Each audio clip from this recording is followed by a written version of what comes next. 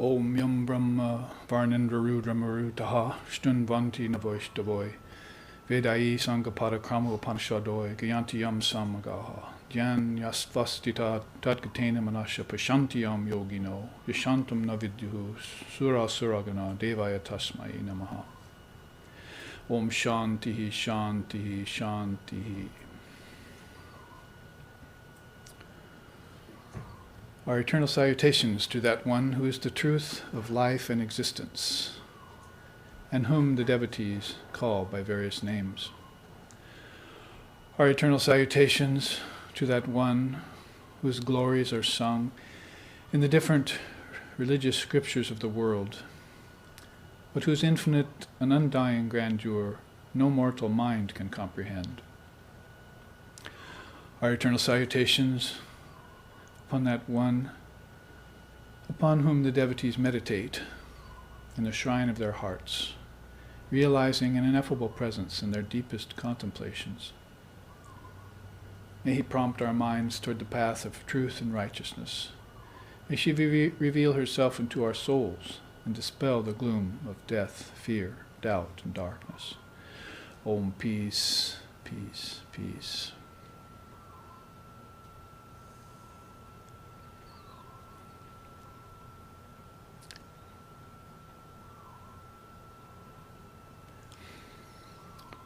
Om Devim Prasanam Pranatarti Hantrim Yogindra Pujam Yugadharma Patram Tam Sharadam Bhakti Vigyana Datrim Dayaswarupam Pranamami Nityam.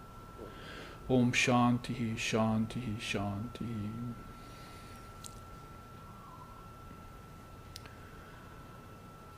O Sharada, propitious goddess, killer of misery in souls resigned, savior of religion in every age, by saints and sages worshipped, O Mother kind, give us love and wisdom, thou.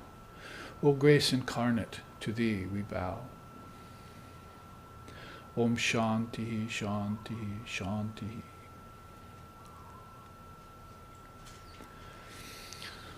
Om Sahana Om Sahana Vavatu Sahanau Bhunaktu Sahaviryam Karvavahai Tejasvi Navaditamastu Ma Vidvishovahai.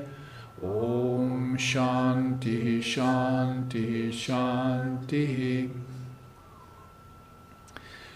May Brahman, the reality, protect us.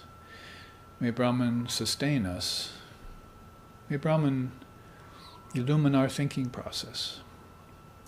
May we not find fault with each other, with the world, or with the teachings, and may what we study be a source of inspiration to us eternally.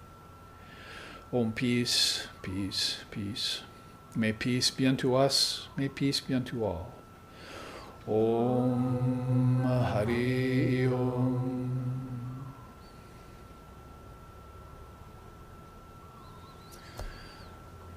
Namaste and aloha to all of you who have gathered here live at our ashram today, and also to the live streaming audience which is present with us. Some of the students from the ashrams in Oregon and the ashram in San Francisco, and probably students from India, if the timing is right, as we all gather to look into this second series of a class called Shakta Advaita Vada.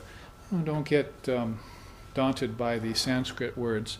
Shakta just means divine energy, and Advaita means non-duality, and Vada means path. So if you put together the Divine Mother path, usually called Shaktism, which is present in all the other darshanas or philosophies of India, with the Advaita Vedanta, which is the thread running through the pearl necklace, as Krishna often describes it in the Gita, then you have a very comprehensive path indeed, and one that many of us in this day and age love to follow, because, as we were saying in satsang this morning, it combines the best of what you might call the Almighty Father in the Jewish and Judeo-Christian kind of perspectives, religiously speaking, along with this Divine Mother reality, Shakti, which is usually not so prominent and is sort of hidden behind the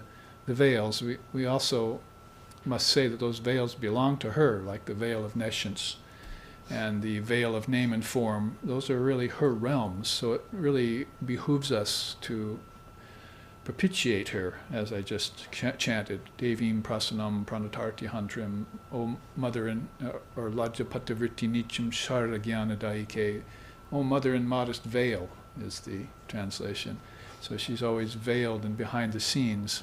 But if you want to get beyond those veils which keep you from a deep glimpse of reality, for instance, of the Almighty Father or of the Advaitic non-dual reality, then quite often best to propitiate her and ask her to remove those veils.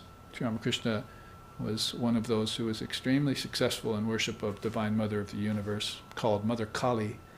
And in the 1800s at the Dakaneshwar temple, he was able to gain vision of her, very rare, and utilize it in his spiritual practice to benefit all living beings. So he's most current on record. In fact, they call him the Kali Avatar. So has brought the idea or the truth of Divine Mother reality prominent in this age, and also attended by his divine consort, Sri Sharda Devi, who was my teacher's teacher, his wife too, together along with Swami Vivekananda are directly responsible for the reason why I'm here, for instance, teaching the Vedanta to all of you and throwing in good, healthy amounts of Tantra and Yoga and Samkhya philosophy from India too, because all of those are called darshan, as clear ways of seeing. And we have been looking into these various aspects called tattvas and mahatattvas, that is, principles and great principles, using this particular chart on your left. And that, of course, is filled with tattvas and mahatattvas. We looked at the main, maybe beyond tattva, when we talk about Brahman, or again, Almighty Father, or you could call it Tathagata Garbha, or Supreme Reality. That which you gain by attaining moksha, freedom, jivan mukti, being a living, liberated soul, or Father of Yoga called it kaivalya or sampragyata. There are different names for it in Sanskrit, which we don't have words for in English, which point to a vast cross-section of beings who have gone into these states and who have emerged to proclaim the existence of Brahman. In fact, not just the existence of Brahman, but that all is Brahman. That is, Brahman is that word in Sanskrit for the non-dual reality. And so it brings another veiled axiom forward for us to contemplate. It's very strange that the two greatest things, Brahman and Shakti, are those that are often the most veiled. That is, vision of the non-dual reality and a vision of the dynamic power that operates all of these other tattvas. Tattvas like the word, Om, we call it in our tradition.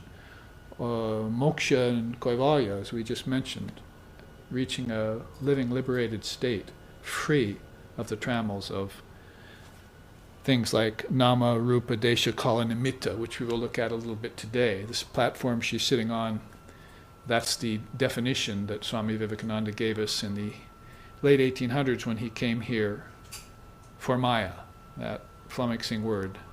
Call it sometimes humorously the queen of all four-letter words. So nama, rupa, desha, kala, nimitta means name, form, space, time, and cause and effect, respectively. And that's a good definition for veils. The idea is, and it's a sort of unique one for most people, is that whenever you hear a name or see a form, that's a veil over the formless reality. So form naturally and spontaneously veils formlessness. And you have come out of formlessness, as Sri Ramakrishna said, out of the eternal, which he calls the nitya, and have entered into the play of life. You have to have a form to do that.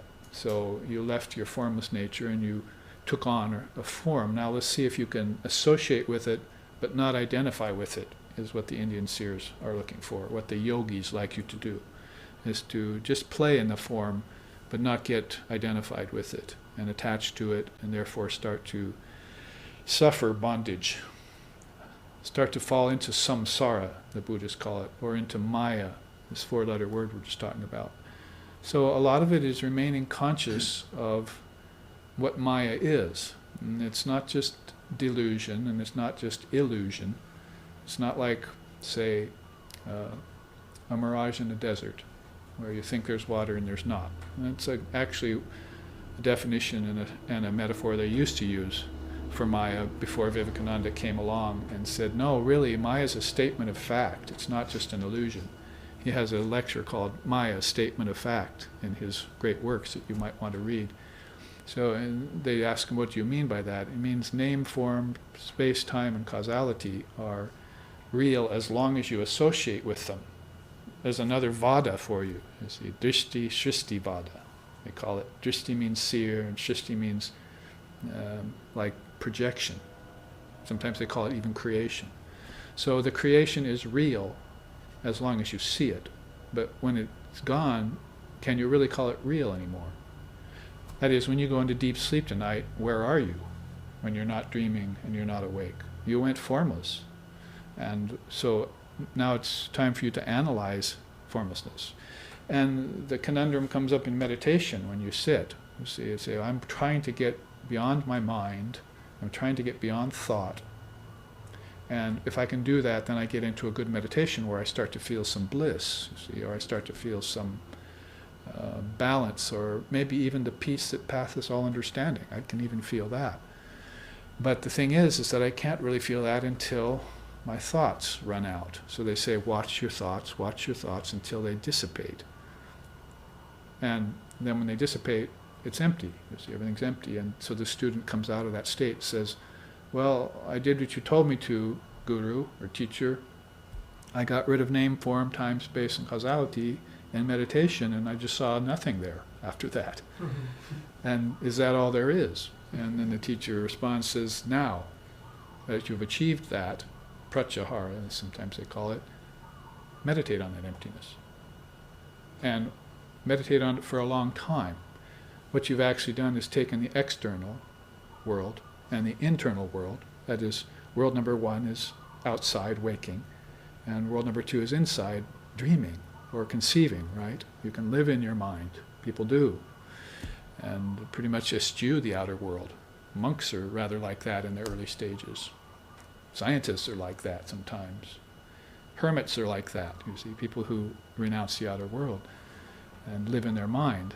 So you're really taking the outer world and the inner world and you're rendering them into one indivisible state. And that state is formless. And if you meditate on formlessness long enough, then you will see the light that everyone's talking about. Or if you're mystically oriented, you might hear the sound. Sound is called shabda, om, the sound of the word. In the beginning was the word was with God, and the word was God. Or you might see the light. I am the light of the worlds, as Christ pronounced when he came out of his 40 days, see, in the forest. 40 days is a good time to spend trying to remove veils. That is, veils of a very major kind. Not veils that we would think of as everyday veils, like, oh, I wish I wasn't so sleepy, or I wasn't so restless, but veils that have to do with a cosmic design that come falling down, say, in deep sleep tonight over you. And it's very hard to rend them away, you see. We had that last week, the curtain of nescience chart, if you remember. It was one of our more recent charts where we looked at that veil that comes off of Mother, that's of a design that starts in a causal state, comes into the subtle state, and comes all the way into the gross state. And as the veil penetrates worlds like that, it gets thicker and thicker, so that down here, that is out here in the world, it's very difficult for people to even know that there is such a thing as truth, what to speak of comprehend it. See? They're just thinking matter, matter, matter. Matter and senses, objects, enjoyment, death. See. Energy, maybe if they get a little deeper, you see. But energy goes deeper than just the Big Bang theory. It goes into that man does not live by bread alone. It gets into an energy that's internal, that carries your thoughts. Energy that carries your thoughts is called prana, psychic prana. And so if you get interested in profound depths like that, it's like a deep sea diver, you see. It doesn't stay on the surface where he gets rocked about all the time in a boat. He decides to dive in where it's all peace, peace, peace, and he'll study the depths. So that's what you're going to be doing when you want to meditate on Brahman, or the word Om, or Divine Mother Shakti in her formless form. Those are great principles. You know, the principle, again, there's no word in English to really describe truth. That's why when you realize it, you don't talk so much like I'm doing right now. You just shut up. But then maybe you want to, if you've caught a glimpse of it, if you get inspired by it, want to come out and share it with others, like Lord Buddha did after his nirvana, and want to attest to the fact that not only does God exist, but God is existence, with a capital E. And that hopefully will, as we said this morning in satsang, make people fishers of men, as Christ said. You'll begin to raise your children in the Dharma.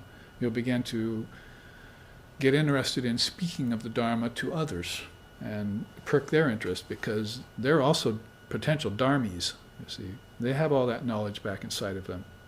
Sometimes they describe the Guru, the Sufis describe the Guru as a person who sits by the river and sells water. This truth is in everyone. You see. It's a matter of how thick those veils are then. See. Ramakrishna used to say that, some people's gold is buried under mounds of earth. And some people's gold, you just brush away a few pebbles, and there it is, shining. See. So how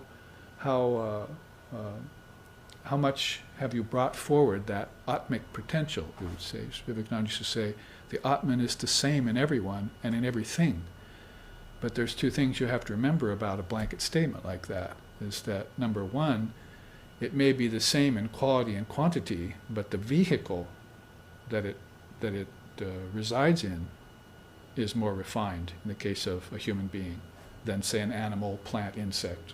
See, Atman is there in those too, they say. But how much can the plant and animal and insect manifest that divinity? Mankind has it in spades then. And more than that, a seer or a seeress has it even in deeper spades, you see. They manifest it fully. So that's one thing you have to remember about the Atman. It's in everyone and in everything, but light reflects better on a mirror than on a leaf or a rock. So the vehicle that it's in is very important to make sense out of that kind of Advaitic statement. So this ushers us into some of these great principles that are shown on this chart with Divine Mother. You can see also that Nirvikalpa and Savikalpa Samadhi are here, that is formless Samadhi and wisdom Samadhis. There are different levels of Samadhi. We looked at the covering power and the revelatory power in terms of this Triputi, Prakasha, Vikshepa, and Avarana Shaktis. Those are powers of Mother. One of them veils totally, one of them distorts, and one of them reveals. So we want to get a hold of that revelatory power and apply that to everything, especially to our studies and to our meditations and so forth, and actually also to our sufferings. If you apply Prakasha Shakti to sufferings, then all of a sudden they reveal the reason why you suffer. It'll reveal your karmas to you, and then you can do something about them. Otherwise, it stays veiled, and you stay helpless, caught in the regime of name, form, time, space, and causality, without knowing that there's anything higher or better for you. We looked at Brahmagyan and Prema Bhakti. We've looked at all sorts of things. Last week, we looked at Brahma, Vishnu, and Shiva, the Trinity, and I brought a chart on that to show what a high station the Trinity is in our tradition. Every good tradition, it seems, has mention of some sort of Trinity. threes are very important in many religions because dualities tend to bind, but so you need a back door or even a front door out of dualities like pleasure and pain and life and death and so forth. So life and death would have to be accompanied by eternal life, as Christ has introduced that term, you see. So if you meditate on triputis or threes, then you have this prakasha shakti, this opening, see, this freedom that you can avail yourself of to benefit yourself and benefit others. So in this case, the trinity of Brahma, Vishnu, and Shiva is a rather famous one. Brahma is the creator, and we would rush to probably substitute another word for that in Advaita. If you're talking about the Shakta Advaita part of the Vada path, then you'd have to say projector, please, not creator, because nothing doesn't exist. You can't create something out of nothing. Something that always exists. Just a matter of whether it's manifested prakriti or it's unmanifested prakriti. And we will talk a little bit about that today too. I brought the iceberg, the tip of the iceberg chart for you to see. So something always exists, so you can't really accept creationism as an ultimate solution, philosophically speaking. And then Vishnu is supposed to be the preserver, you see. So we say, yes, sustainer, preserver. Those are okay. There's no real problem with that word. But then when you say Shiva destroys, then you come forward advitically and say, please, let's change that word to dissolves. Returns everything back to its causeless, formless state. Because if nothing's born, nothing can ever die. If nothing's ever created, then it can't be destroyed.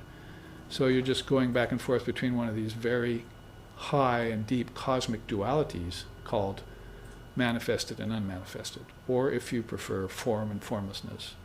And you're not a very good scholar or meditator of formlessness yet, if you're a Westerner. It hasn't been given to you yet to ponder formlessness. And maybe you haven't had the time or spent the energy and time to look into formless reality and sit for hours that it might be necessary to do in order to penetrate through the veils of name and form and time and space based in cause and effect. So that's where we brought out the Shiva chart and went through the rounds. So I went through all the tattvas, all the principles on this chart, which shows Nilkanta. Shiva, just like Mother, Shiva has many names, and for this particular chart, he's called Nilkanta. If it were in color, this chart, which is very expensive to do, so I haven't done it, this dark space in his throat would be blue, see, because he has drunk the poison that was churned by the gods and the demigods, see, called suras and asuras. They got the snake, Vasuki, which is the underlying substratum of everything, got Mount Mandara, wrapped Vasuki around it, and began churning, and they dropped the churn into the ocean of existence called Ekarnava. It's a very famous story in the Itihasa of India. Itihasa means scriptural history and mythology and various stories that they have there. So when they churned this, and the reason they did it is because all good things would come out of that churning. So the cow of plenty came out, and Lakshmi's diadem came out, and the winged horse came out, and they were busy grabbing these things for themselves. And they didn't notice that this acidic poison was leaking out of the process too. You can't have good without bad. See, like Swami Vivekananda said, saying a good world is like saying hot ice. Nothing's all good here or all bad. So in this churning process, which you can imagine, Mount Mandara really is mind and its desires, see, because mind, everyone's churning, their minds are churning with thoughts, aren't they? Based mostly in desire, so that they can procure certain things out of this ocean of matter. So it's all, of course, has its great symbology. Just as profound, maybe even more so sometimes, than Sri Krishna and Arjuna on the battlefield at Kurukshetra, in which the Gita is based on. So in this case, this churning process then has resulted in this somewhat Hawaiian word here, hala hala. And very hard to find it in Sanskrit dictionaries. In fact, I couldn't. And so it must be some sort of sound that Vasuki made when he sputtered up the poison, you see. Something like that. And so they came to call it hala hala, you see. And this is this poison that when the gods and goddesses found out that the poison was eating through their world, the lokas, we'll look at some of the lokas today. They're down here, some of these flowers at Mother's feet, you see. Some of the lokas are all these flowers. In other words, the kingdoms of heaven within you are the lokas. They're more than just the physical universe. My father's mansion has many chambers, is the way he put it. So this poison was undermining their loka, eating through the foundations. So they called Shiva. And Shiva will know what to do. He's the god of destruction. He'll know what to do with things that destroy. So he came and gathered it all up. And this representation is into a conch shell, which it has its own symbology. And then he quaffed it all. See? And it would have killed him. It's a sacrifice, yagya. I have a chart on that, which I hope we'll get to today, but maybe next week. He quaffed that poison, and it would have killed him if it had have reached his stomach. But the Divine Mother herself, Shakta Advaita Vada, remember, was there, and she pressed her throat here so that it stayed in his throat, and that just turned his throat blue. So now he's called Nilkanta.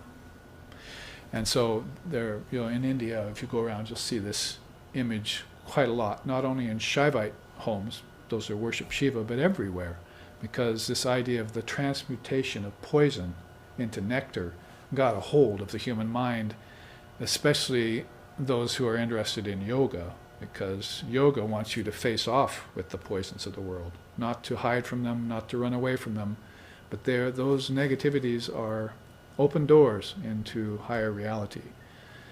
Your imperfections are open doors into higher reality. They're called malas, not the kind that you do your japa on, malas, but the kind, mala means imperfection, but it's an imperfection that's like an unripe fruit, that when this desire or this imperfection in you ripens, it's so set up as to put you closer to reality when it gets ripe. It's again like lifting a curtain. Curtain you work with for a while, and you've preordained that that curtain will be rent apart at a certain point and give you a vision of God. It's an interesting way of looking at errors, misconceptions, and imperfections, isn't it? Inconsistencies. That's the way the Tantrists look at them.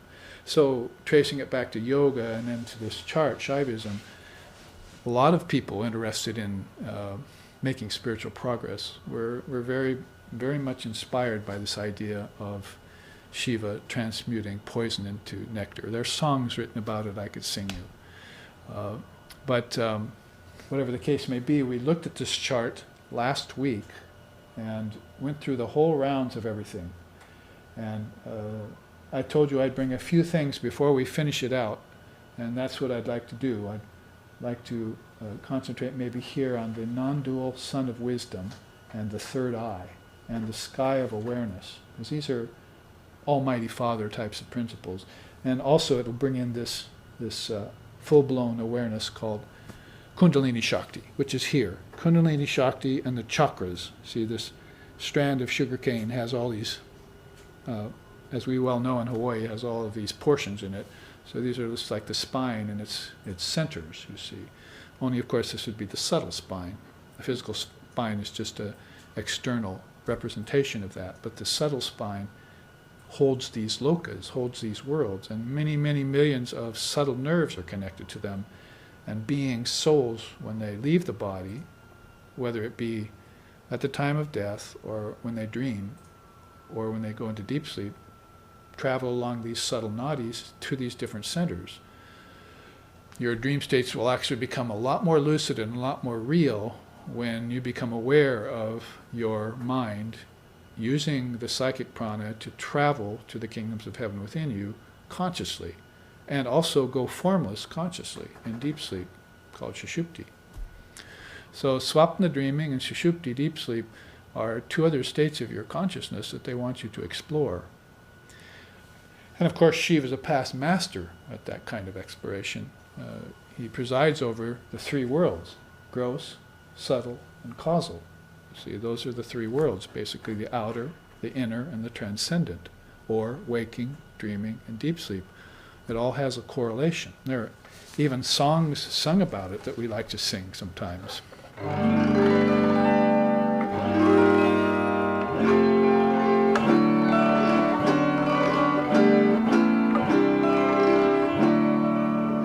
Jaya Shiva Shankara Hara Tripurari Pashi Pashupati Pinakadari Jaya Shiva Shankara Hara Tripurari Pashi Pashupati Pinakadari.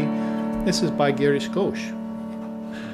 Did you know he wrote songs? One of the, sometimes they call him the Bohemian devotee of Sri Ramakrishna. He was the one that was addicted to drink and gambling and so forth, and got a complete character remake when he went to Sri Ramakrishna, though Ramakrishna did not declare to him that he had to quit drinking, or just said, stay in my presence for a while.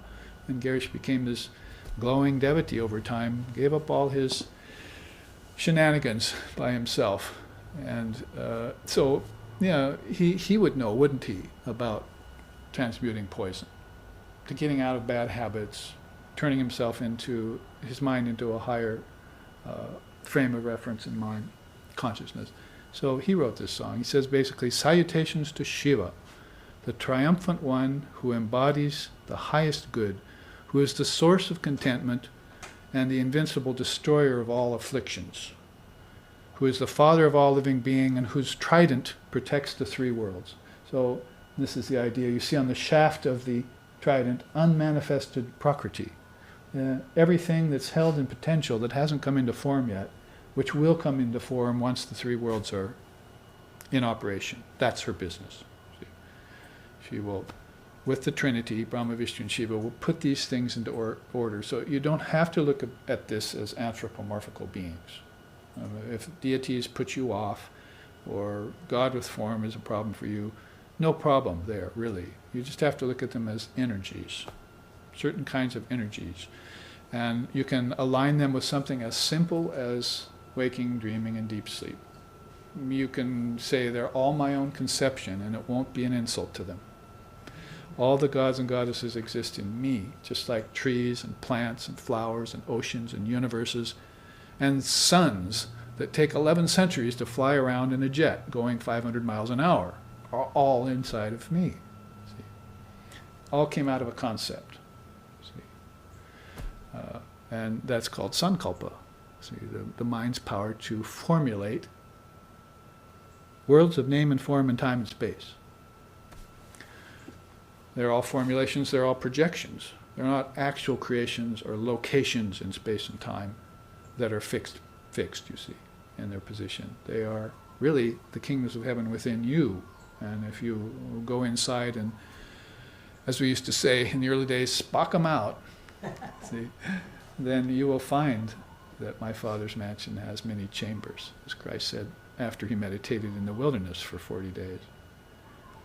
So Girish Ghosh should know about Shiva, so I wanted to bring up that song for you. But let's look a little bit at some of Shiva's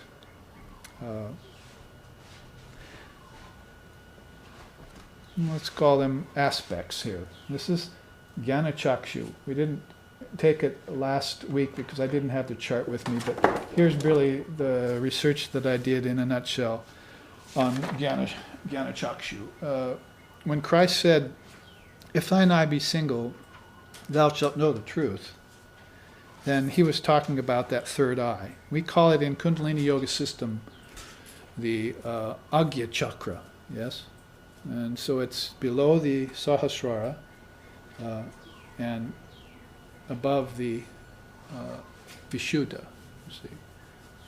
So just above the throat chakra, and the physical body is a outer representation of this, is this third eye center. And I found reference to it in 1, 2, 3, 4, 5, 6, 7 different religions.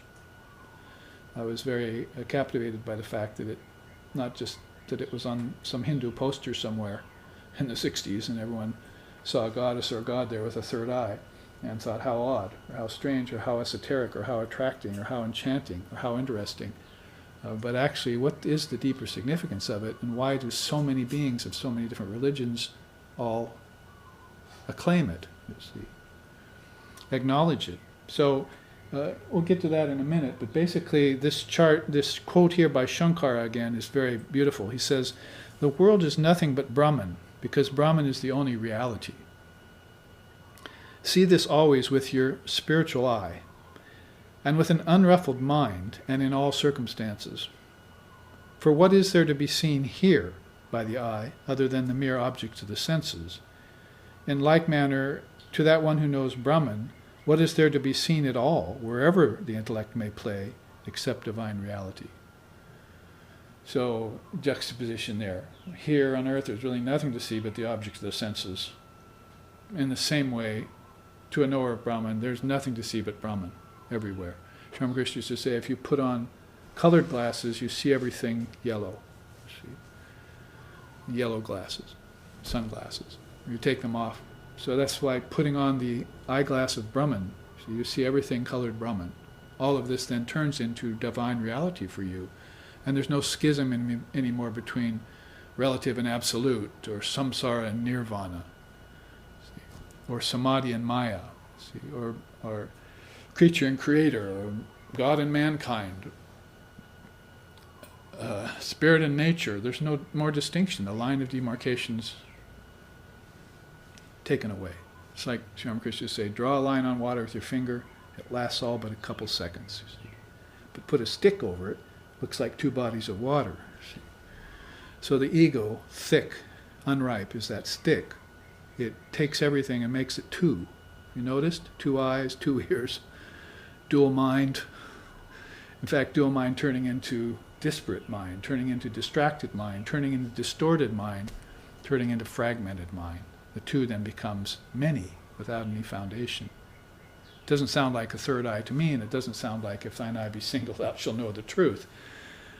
So, therefore, when Shiva, we talk about Shiva's third eye, you talk about the Jnana Chakshu.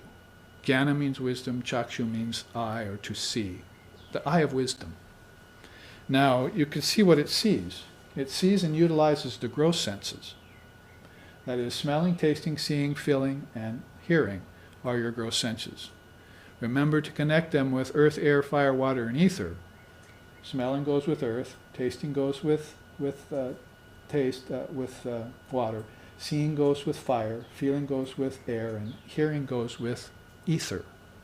So you've got 10 already, don't you, that you're supposed to become conscious of in yoga.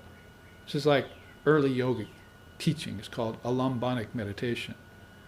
It's not taught in hatha yoga classes or anything. You have to really be serious about yoga to go after this kind of understanding. You know, you want to have an eternal life, develop a spiritual life, become fisher of men or whatever, you need to know this cosmology. So right away you have 10 things that you can connect the dots to. You see, my gross senses connect with the 5 gross elements. So that's what the third eye is overseeing. See, it's the real seer. Seer. See. Now it also sees and utilizes the subtle senses: odor, flavor, visibility, tangibility, and audibility. Those go with these too, right? Earth with smell, with odor, and water with taste, with flavor, and so forth. So now you have 15 that are connected. You've connected the dots to 15 of your own kingdoms of heaven within you. See, your own chambers of God's mansion are starting to open up to you. And it's taken you from the waking state in the gross world into the inner world. But it's taken you there with some lifelines. Now you can go in without any fear. You can actually let go of the physical world, and your dream state and your meditations become more real. See? You feel more at home in the formless realm. You begin to acclimatize yourself to higher cosmological, philosophical, and spiritual regions. And you begin to feel comfortable there. This is good. See, this is good. You should have never left off being comfortable in your formless nature. Now, also sees and utilizes the causal senses: solidity, liquidity, luminosity, homogeneity, and all-pervasiveness. Now you've got 20, you see, and they connect with each other right on down. Certainly earth, smelling, odor, and solidity go together. So now you're actually beginning to know how the mind can formulate and dissolve things. It has the power of solidification in it. Your mind can bring out projection style, the worlds of name and form and time and space. If the mind wasn't there, would they be there? Is the question you have to begin to ask yourself. If the mind didn't vibrate, or put it this way, when it doesn't vibrate, is the world there?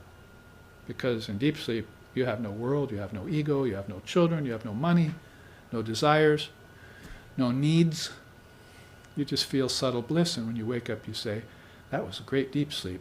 I don't know what happened there, or where I went, or who I am, who I was, but I feel great again. And the 20 minutes of that will make you feel great, when 8 hours of dreaming will leave you a nervous wreck quite often. Gaudapada says that in his Karika. Those beings who don't know the A, the U of the M of Om, and they leave it disconnected, they become nervous wrecks. In other words, my waking state is real, but my dreaming and deep sleep state, they're nothing. I don't know the other two parts of my being. I don't know the other two forks of Shiva's trident, you see. I think that only the physical world is real. So now I'm a materialist, a sensualist, a hedonist, or worse. So I've left part of my kings of heaven unexplored. Haven't looked into those chambers of God's mansion. They're not real to me. See? So you can see how the third eye, then, this chakra is aware of everything, let's say, below it, see, or external to it. Now let's look at the other side of the chart. You can see how the third eye sees reality. This is from Krishna, basically. He says, Avinashyanam. I'm sorry, can I read it here? Avinashyantam, Avinashantam sees reality as imperishable. Right away, birth and death go away. No more do you have to even sing unless you want to. Namrichor Nashanka Name Jati Beda Pita Naiva Me Naiva Mata Majanmaha. And you can sing to Shiva. Chidananda Rupaha Shivoham Shivoham. Om. And as you sing Om, the A, U, and M comes out, and you are Shiva, and those are your worlds, and you make all the connections. You get my gist. Now I can quit singing and start talking again. So this is the connecting power there in you see. And so you're going to want to see all as imperishable. In India, if you think death is real, you've entered the fifth and lowest hell. First hell is ignorance of your true nature. Second hell is egotism. Third and fourth hell are connected, attachment and aversion. And the fifth hell is called fear of death. A snake is afraid of a frog. He should be having it for dinner, but he's afraid of a frog. That's you and death. See? You should be transcending death with every thought, yet death has you as a condiment on its table. Human beings are condiments for death. Let's reverse that process. I'm quoting right out of the scriptures. Human beings are condiments for death. Mm-hmm. They give themselves to death. They give themselves to the illusion of finitude. There's a good mantra for you, or a good koan. Worldly people, ignorant people, give themselves to the illusion of finitude, to the illusion of death. And they never know that they never see reality as imperishable. That all this coming and going is mere nonsense, Vivekananda said. Where's the time when the soul will come? when all of time is in the soul? Where's the space to which the soul will go when all of space is in the soul? See how beautiful? An illumined soul would explain it to you. Time and space is all in you. And when you know that, then see reality is imperishable. You'll begin to see it. Also, sarvatra, sama, let me read it close up. Sarvatra, samavatistam, sees reality dwelling equally everywhere. Sees reality dwelling equally and everywhere. What did I just say early on? That the Atman, the divine nature of all beings, exists equally in quality and in quantity in everything. But it's just the mechanism that it abides in that is different. So, you need a human body. Manus yatvam. Human body is what you need to realize the Atman. Cow's body won't do, horse's body won't do. You know what I'm saying here, right? The story in the Upanishad is the gods,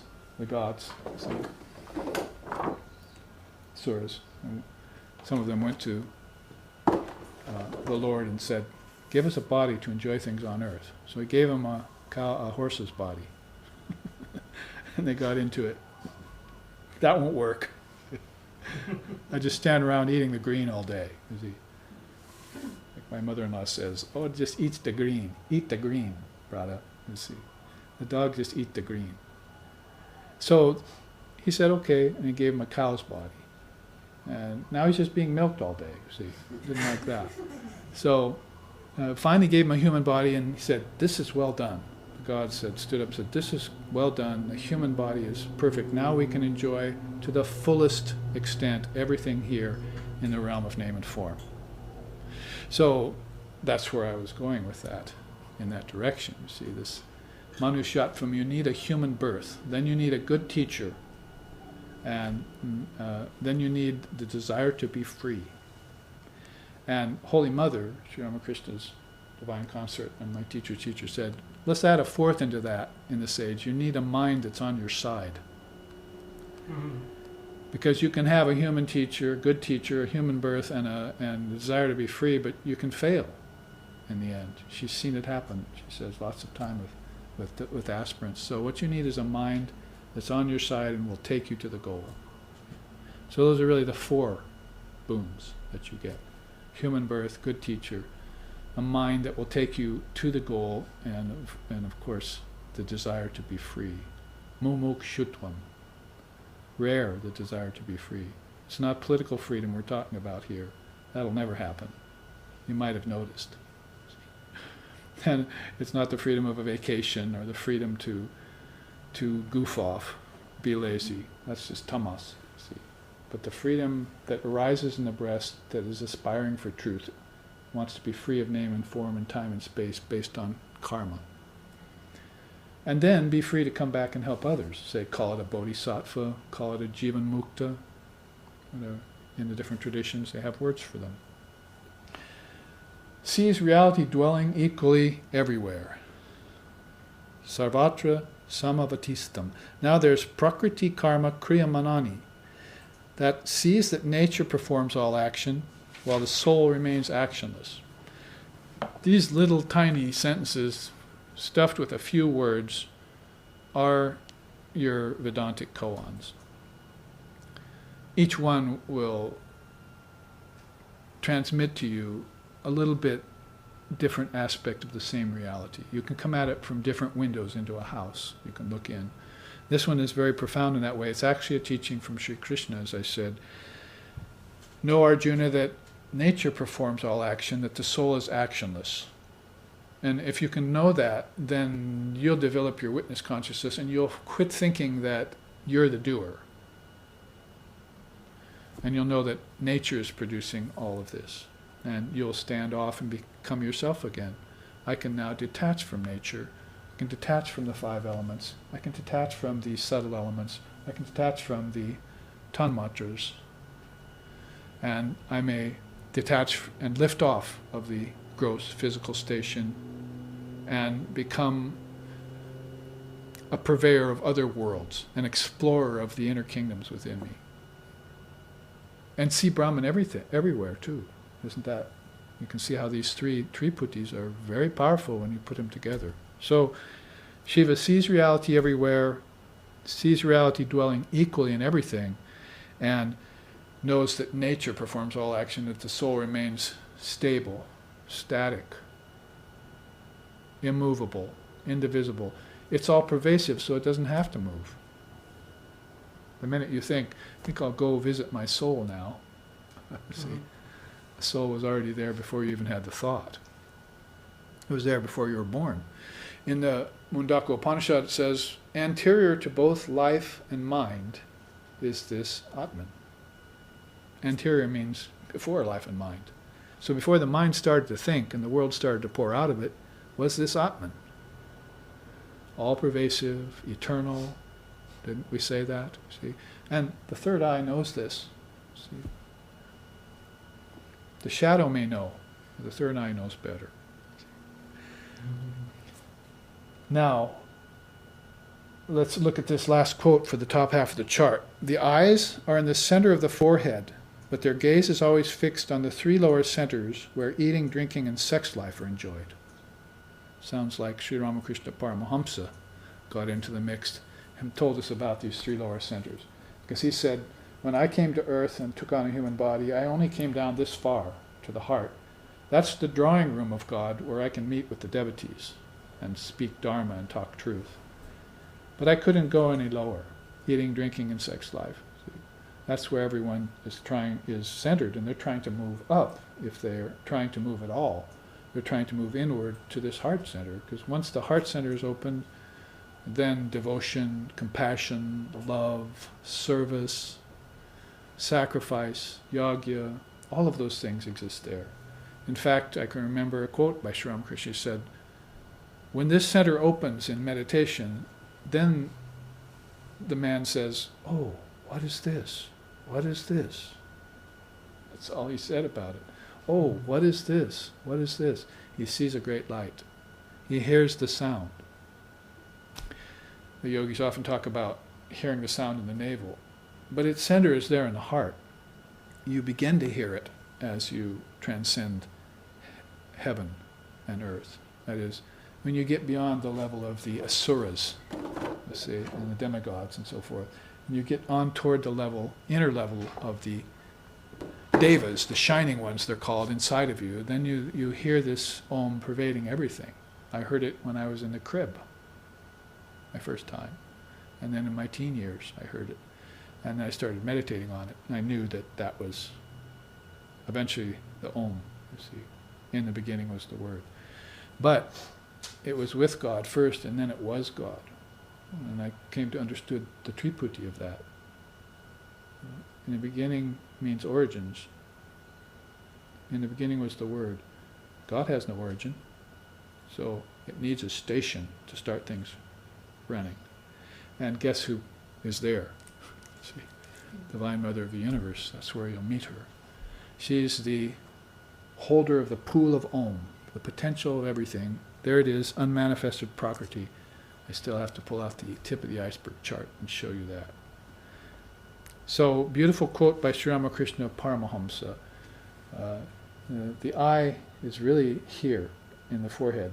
Why do they look down all the time? Why aren't they looking inward, further, towards the Sahasrara, the 1,000-petaled lotus, they call it, where meditation happens, where great insights, where great realizations happen, where nirvikalpa samadhi can even come upon you, or you can come upon it.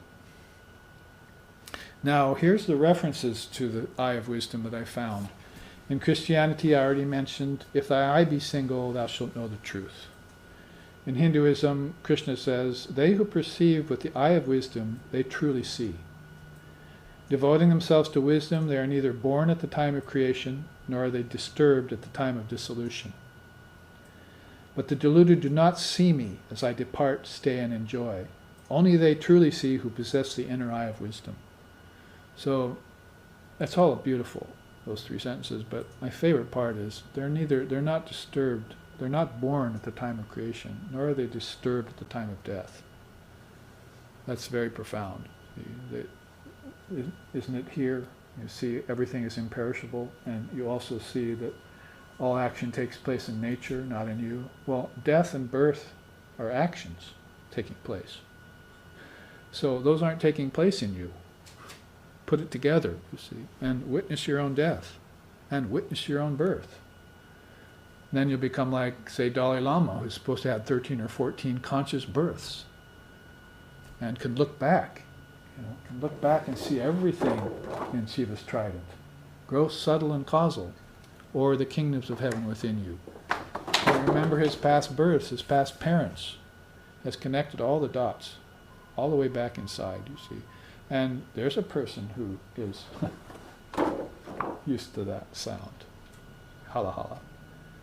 You can certainly point out Dalai Lama, Mahatma Gandhi, people like that as beings who suffered very heavily so, but they did not get detoured.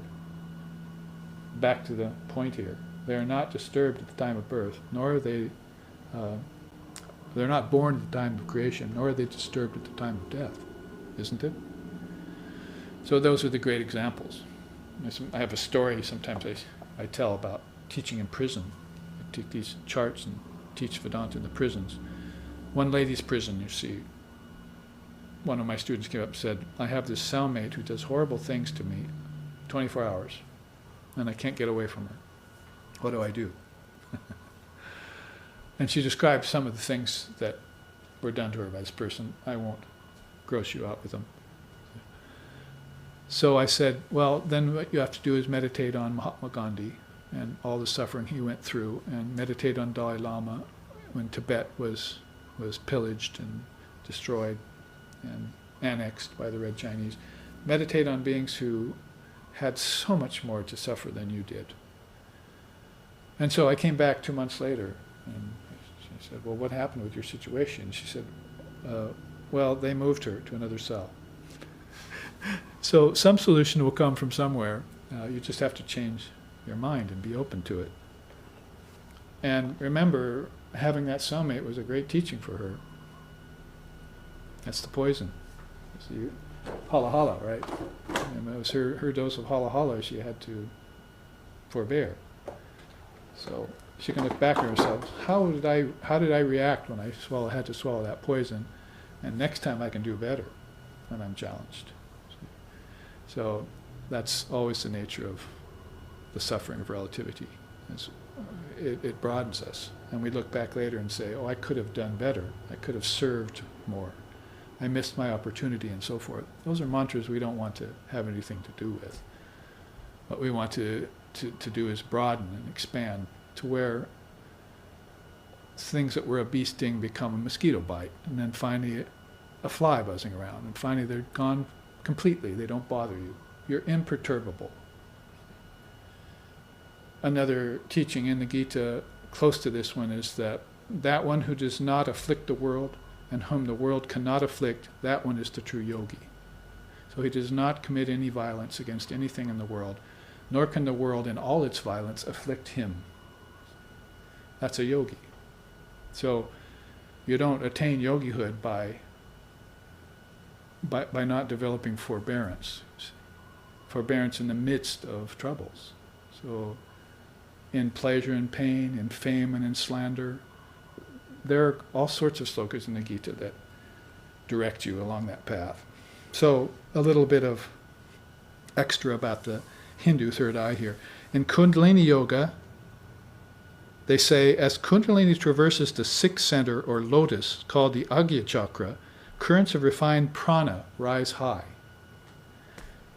Visions, light, and external sounds are experienced, and the mind gets so absorbed that it loses normal consciousness. So that is the Agya Chakra here. Buddhism says, and Lord Buddha, Shakyamuni, said, I have the true Dharma hidden in my wisdom eye. True Dharma, all the teachings are there. In Taoism, the eyes are the windows of the soul. Between the two windows is the main door to divinity. Enter there to discover your inner divine nature, said Lao Tzu. So, Taoism. How about Gnosticism? The true gate is also the door to one's divine nature. It is the front door to heaven. It is located neither left nor right, up nor down. It is right in the center, and thus is called the door to divinity, or the white sun. In fact, there's even one I didn't put here that just occurred to me. The Rosicrucians and so forth say it's the white dove ascending. So when this eye opens, you actually see a cylinder of light, and it begins to expand. Clouds roll back, and you actually see subtle forms back in it, like islands in a blue sky. Sometimes they call it the blue pearl in some traditions. So now I'm thinking of actually 8, 9, maybe there's an 8th, 9th, and 10th reference to third eye in Shaivism and in other traditions, you see, Rosicrucians. Confucianism says, 3 persons are walking together. Who is the master? They all have 2 eyes, but the divine third eye is the master of all of them. So you have 6 eyes there, but really there's only 1 eye. It's the master there in that little walk they take. So a little bit of information here of a deeper nature around the Jnana Chakshu, or third eye, coming from this part of the Shiva chart that we're looking at, right there. And all filled with the sun of non-dual wisdom. Often they sing beautiful songs about that too.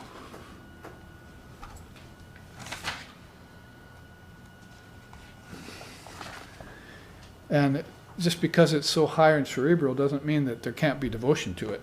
It's not like devotion ends and wisdom begins, but actually devotion increases when you sing something like Om Jnana Timirandasya Jnana Jana Salokaya Chakshur Militam Tasmai Shri Gurave Namaha Vandeham Shri Guru Sahalagana Raguna Shri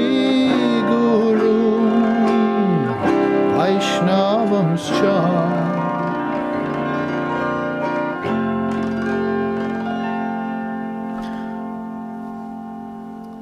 Praises, O Lord, eternal praises, never-ending praises be unto Thee, who takest the devotees from earth to the highest realm of existence, be from the lower 3 centers to this third eye, to this Sahasrara.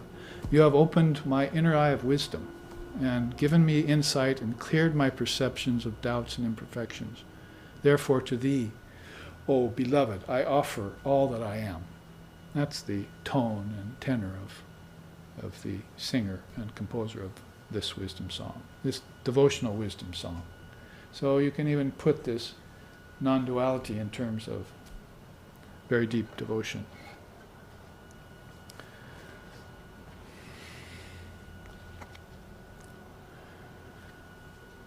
Now let's look at this Shiva chart to this, now that we've seen the third eye, let's take a little glimpse at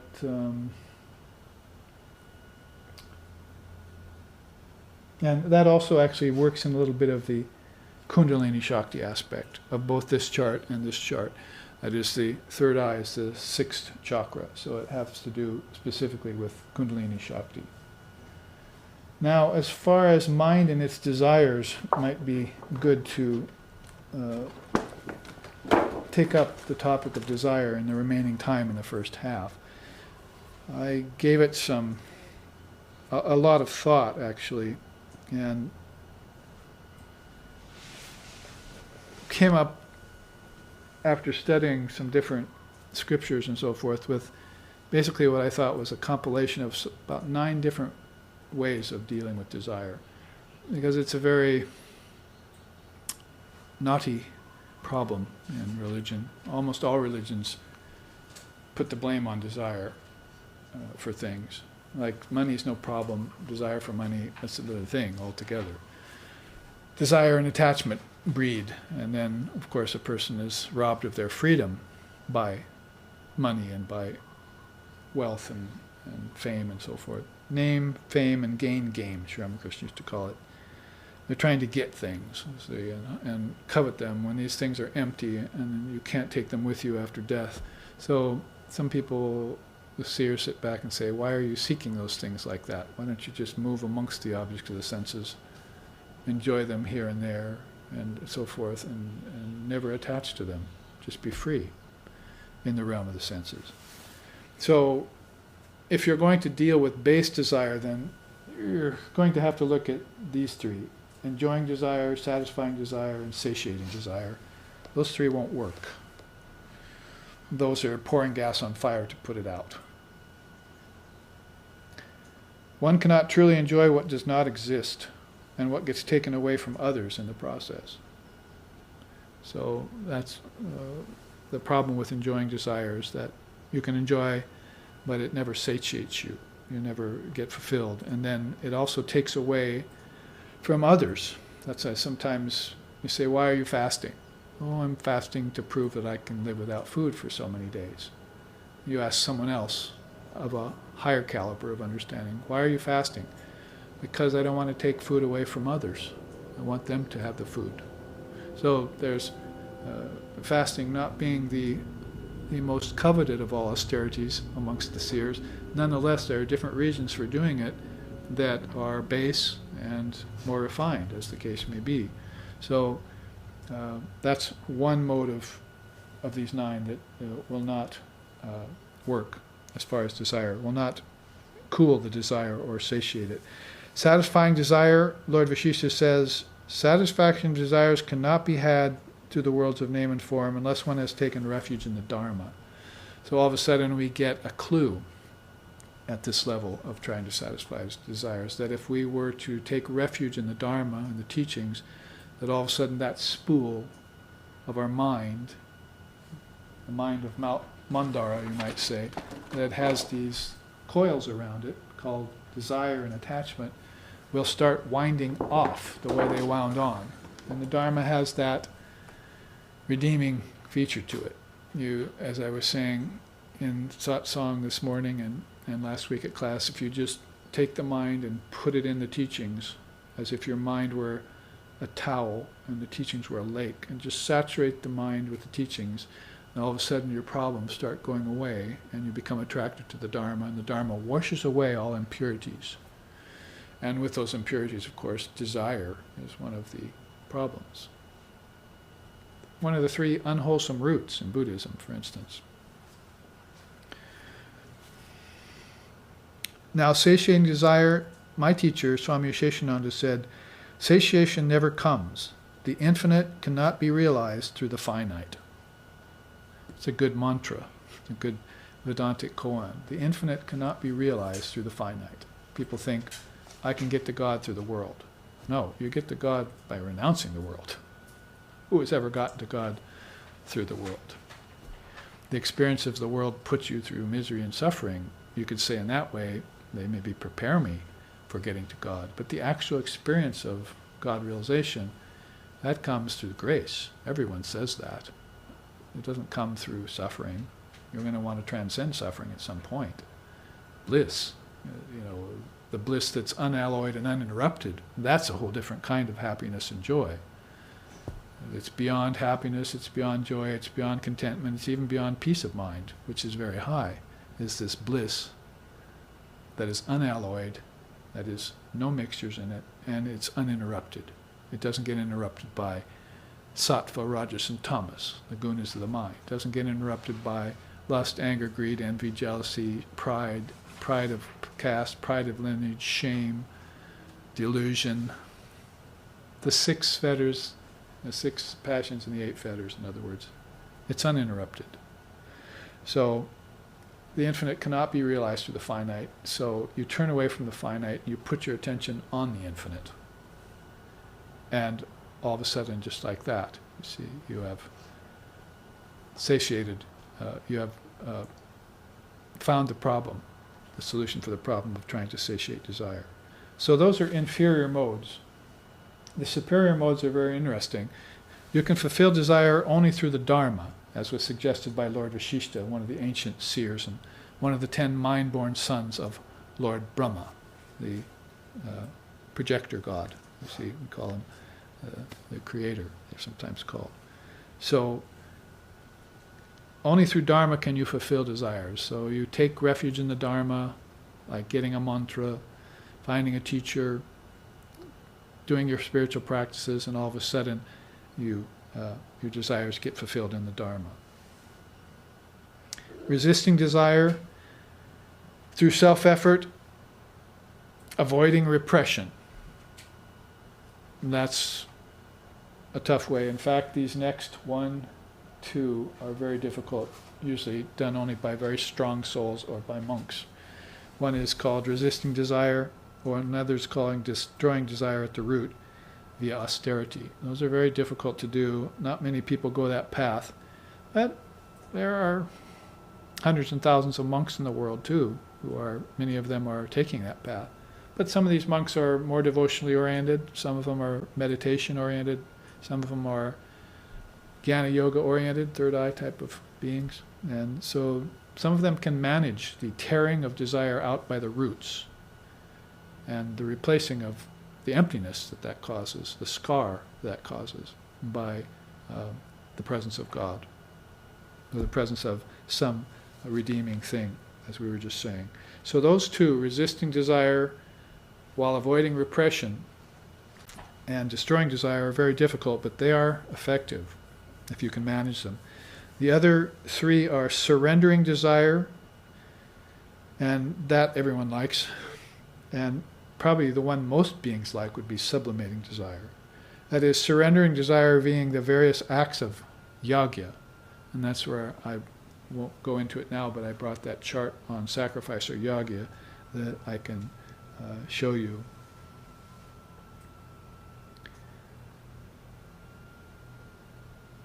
And sublimating desire by removing poison from passion. Now here we get back to hala hala, right? Sublimating desire, that's kind of the whole point of that transmuting of poison of relativity to the nectar, amrit they call it, of absolute reality. That is, sublimating desire means that you're going to take it up the spine, take the energy up the spine. It's sort of like, if you were to explain it metaphorically, there's a great snake there, Kundalini, and it's rising out of its coils. In fact, if you go to teachers of Kundalini Yoga, the first question they'll ask you is, have you uncoiled the serpent yet? See? It's like going to a Zen Buddhist monastery. The first thing they'll ask you will be something about, have you died on your pillow, you see, or something. But in Kundalini circles, they'll ask you, have you uncoiled your serpent yet? So they want to know how far that great serpent of Kundalini power has risen in you. Is it penetrating through the realm of the ancestors, right there at the navel? Is it going to make it to the realm of the devotees? See, the kingdom of heaven within you, deeper and deeper. Where is it? So that sublimating power is what you're going to want to get a hold of in Kundalini Yoga. That is, your food has to be blessed. That would be the first thing. You say a mantra over your food to remove the 4 purities in it. Then you begin to say mantra and do practice, and that prana that's in food turns into mukhya prana. That's healthy energy. Now that's where most people stop. Oh, I got good health. Now I can have longevity. That's it. I just wanted a good long life. End of their sadhana, you see. Now I'm a healthy animal, in other words. But I haven't realized my divine nature yet, you see. But mukhya prana, they say, can be transmuted further, sublimated into ojas. I call it spiritual orange juice, you see.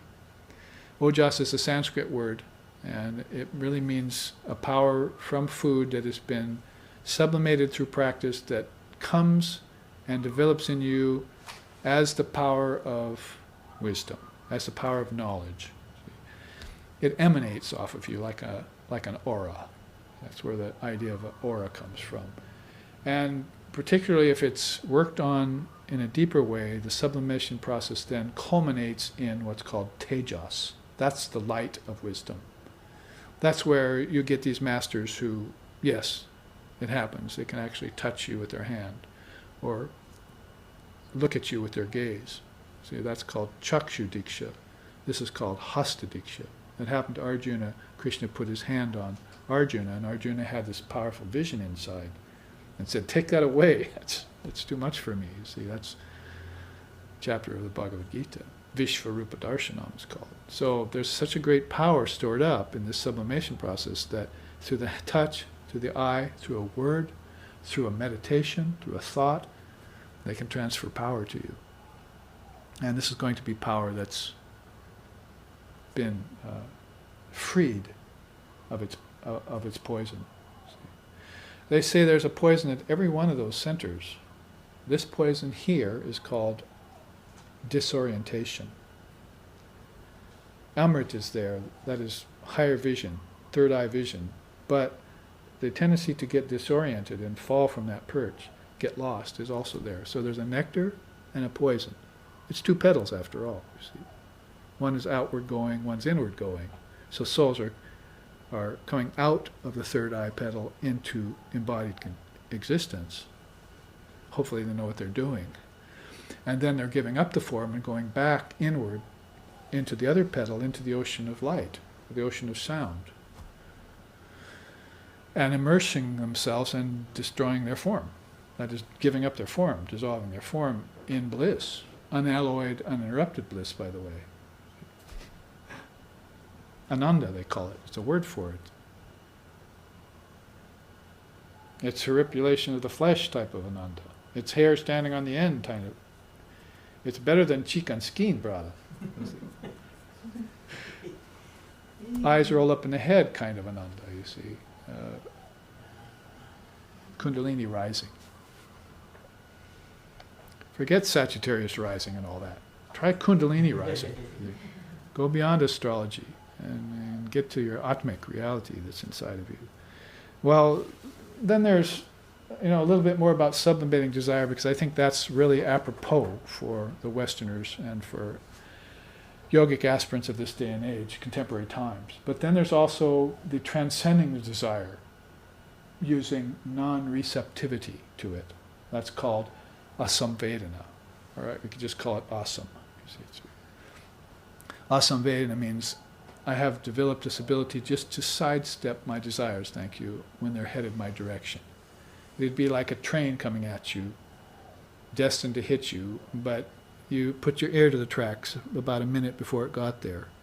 Oh, I see, danger's coming. I think I'll just step off the tracks, and whoosh, the thing goes by.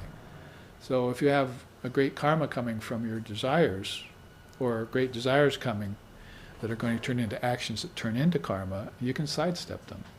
And this is a great art, asamvedana. It's also a teaching of Lord Vashishta, whose quote we read on the third eye chart. So these are the 9 ways in which I was able to gather from, and I put them into 2 modes, inferior and superior. Now, this teaching, if we have time for it before the break, is the way it would be concepted if you were going to talk about it like Buddha did, say, the wheel of birth and death. That's called Kala Chakra, by the way, the wheel of birth and death. That is, you're on this wheel of birth and death, and you never know there's such a thing as many lifetimes. You're in a one lifetime scenario in the box. So when you're born, you don't know where you came from and where you're going. And when you die, you don't know where you're going. There's no consciousness attached. There's no consciousness separate from matter. See, that's the real problem, isn't it? Scientist or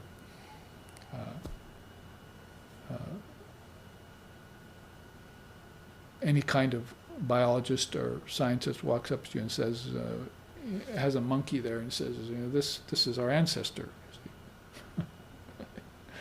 This is our ancestor. You were once a monkey. Well, I may have associated with a monkey form, but I was never a form.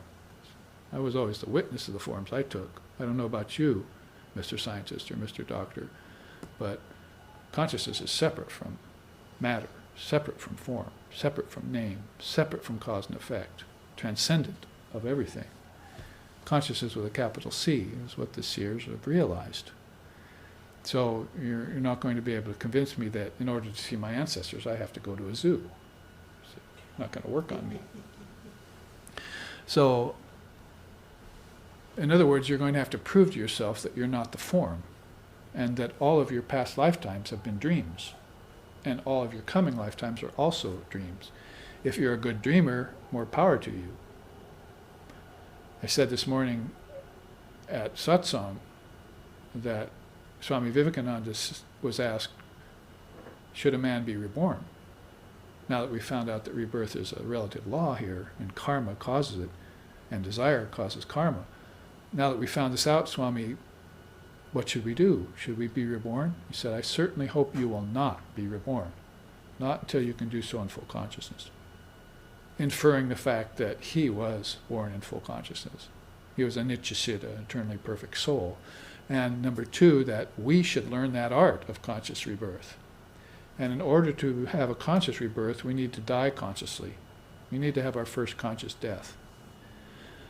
And in order to have your first conscious death, you're going to have to know that death is an illusion. That death happens in nature. But did you read the teaching, you see? Did you pay attention to the teaching? Nature performs all action, the soul doesn't. Birth is an act. Death is an act. So I don't partake of those, thank you. My soul watches while my mind-ego complex takes a dream. See? But my soul is always witness to that dream. And memory of that dream is stored back in my subtle mind, in my causal memory. See? And I need to recover it and bring it forward to know my rebirths. Krishna was saying, Arjuna on the battlefield. Arjuna said, how do you know all this that you're telling me? Krishna said, I learned it from Vishvasvat. And Arjuna said, but he lived centuries ago. How'd you learn it from him? And Krishna said, I've had many births, Arjuna. I know all mine. You don't know any of yours yet. You haven't recovered them yet out of your causal memory. See where they're stored. So you need to concentrate. And guess what? If you open the third eye, again, a chakshu, there you will see the whole thing. Plus a lot of other things that are going to be of great benefit and great interest to you. So when that eye becomes single, you shall know the truth. So this, and we have 10 minutes left to explain this, it's not that hard really. It might look a little bit complex, but basically here is samsara or maya. You see, it basically starts with cycles of maya. The movement, spontaneously alternating counteractive cycles. One's going one direction, one's going the other. No wonder people can't get off of it. The one that's spinning this way is called birth in ignorance, growth in selfishness, life lived in delusion, and death in doubt and fear. I couldn't know any better way to put it. No matter what happy little gray studies of life people live, they still have to deal with these things if they're worldly, if they haven't awakened to higher spiritual life, even just to religion, what to speak of spirituality. That wheel is spinning all the time. This wheel is called, you get on this wheel and it's called birth in heaven and have to return to earth, and the study of conventional religion, observance of ethics, mundane habitual life, attachment to pleasure, and then birth back on heaven and earth with your ancestors, swapping back and forth with your ancestors. You know how many nations worship their ancestors? Why do you think they do that? I saw the name of a book today at Oxford University on Hinduism was called Feeding the Dead. It's a new book out, Feeding the Dead. So that's basically what the Shinto religion does, and what the Hindu religion does, at fundamentalist level, is that they give yagyas and sacrifices to their ancestors all the time. You do it all the time, and you eat the food that's left over from that, and you offer it to your ancestors. We're talking about millions of people who do this, you see. So where do you think they're going after death?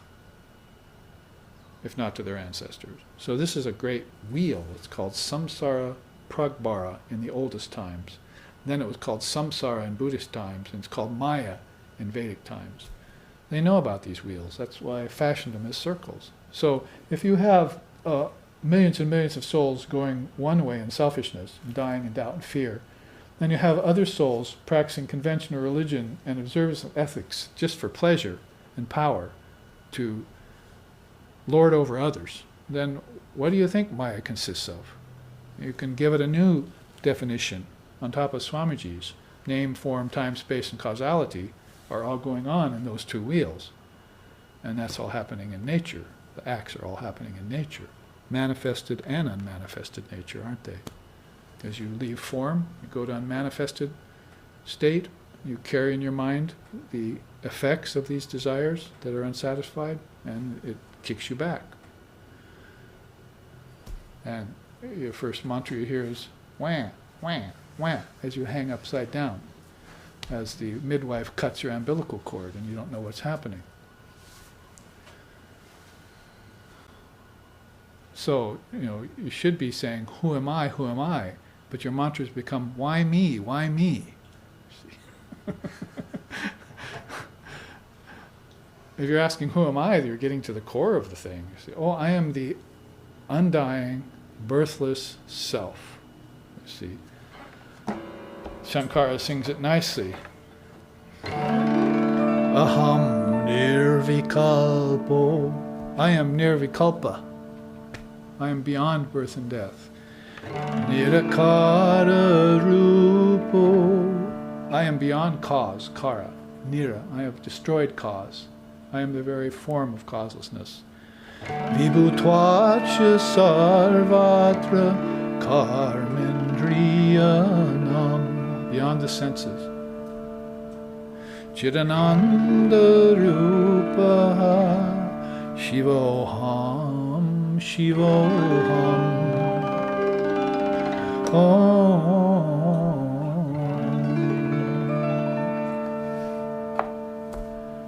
The sixth verse of the Nirvana Shatkam, the 6 verses on Nirvana, sung by thousands and thousands of monks, see?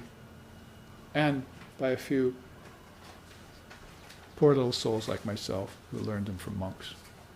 So basically, he's saying, I am nirvikalpa. I am transcendent of all kalpas. Kalpas means imaginings in time. I have gone beyond the mind's power to form and dissolve things. Because basically I realize that all takes place in nature, and I am not nature. See? I am the sentient, all-pervasive soul called consciousness, timeless, deathless awareness, Atman, Buddha nature, however you want to call it.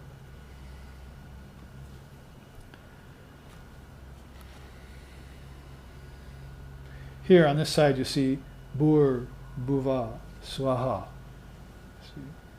Tat Savitur Varenyan Bhargo Devasya Dimohi Diyoyona Prachodayat. See? The great Gayatri mantra, again chanted by millions and millions of people daily, multiple times. So Burloka is these are the 7 realms, and these 3 are all the realms of return. See? They go by the moonlit path, Krishna says in the Gita. They go to their ancestors and then they come back. It's the moonlit path, it's the dark path, and they go by the sunlit path, see? Never to return again. So basically this is putting it in terms of worlds or lokas inside. Well, I swear I will get to that chart on the tip of the iceberg after the break. We'll see that.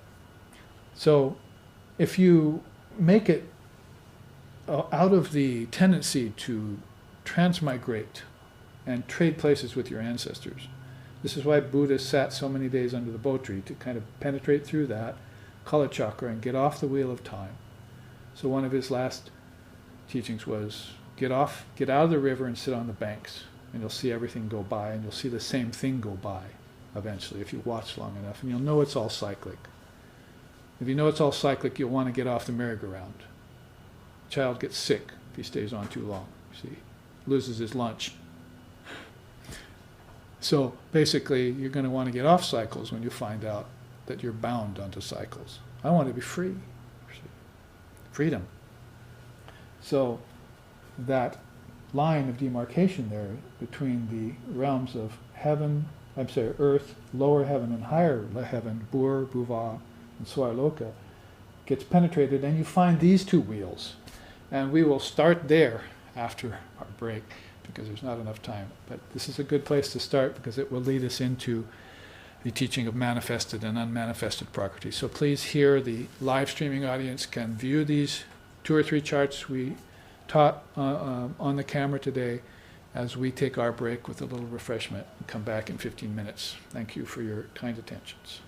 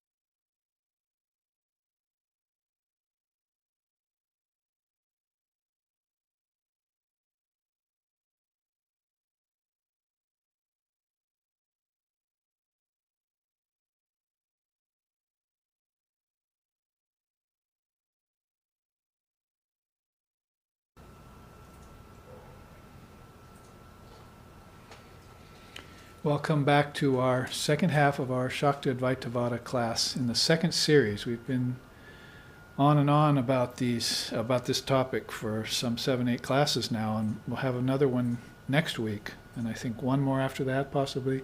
So we will cap it off, and we will hopefully go through this entire chart on Divine Mother Reality in all her aspects. As many as we could fit on an 8x11, that they could be expanded for a visual aid to sort of give us symbolic representation of all that's within the kingdoms of heaven within, that are within her, and all of that being inside of us, see, as Atman.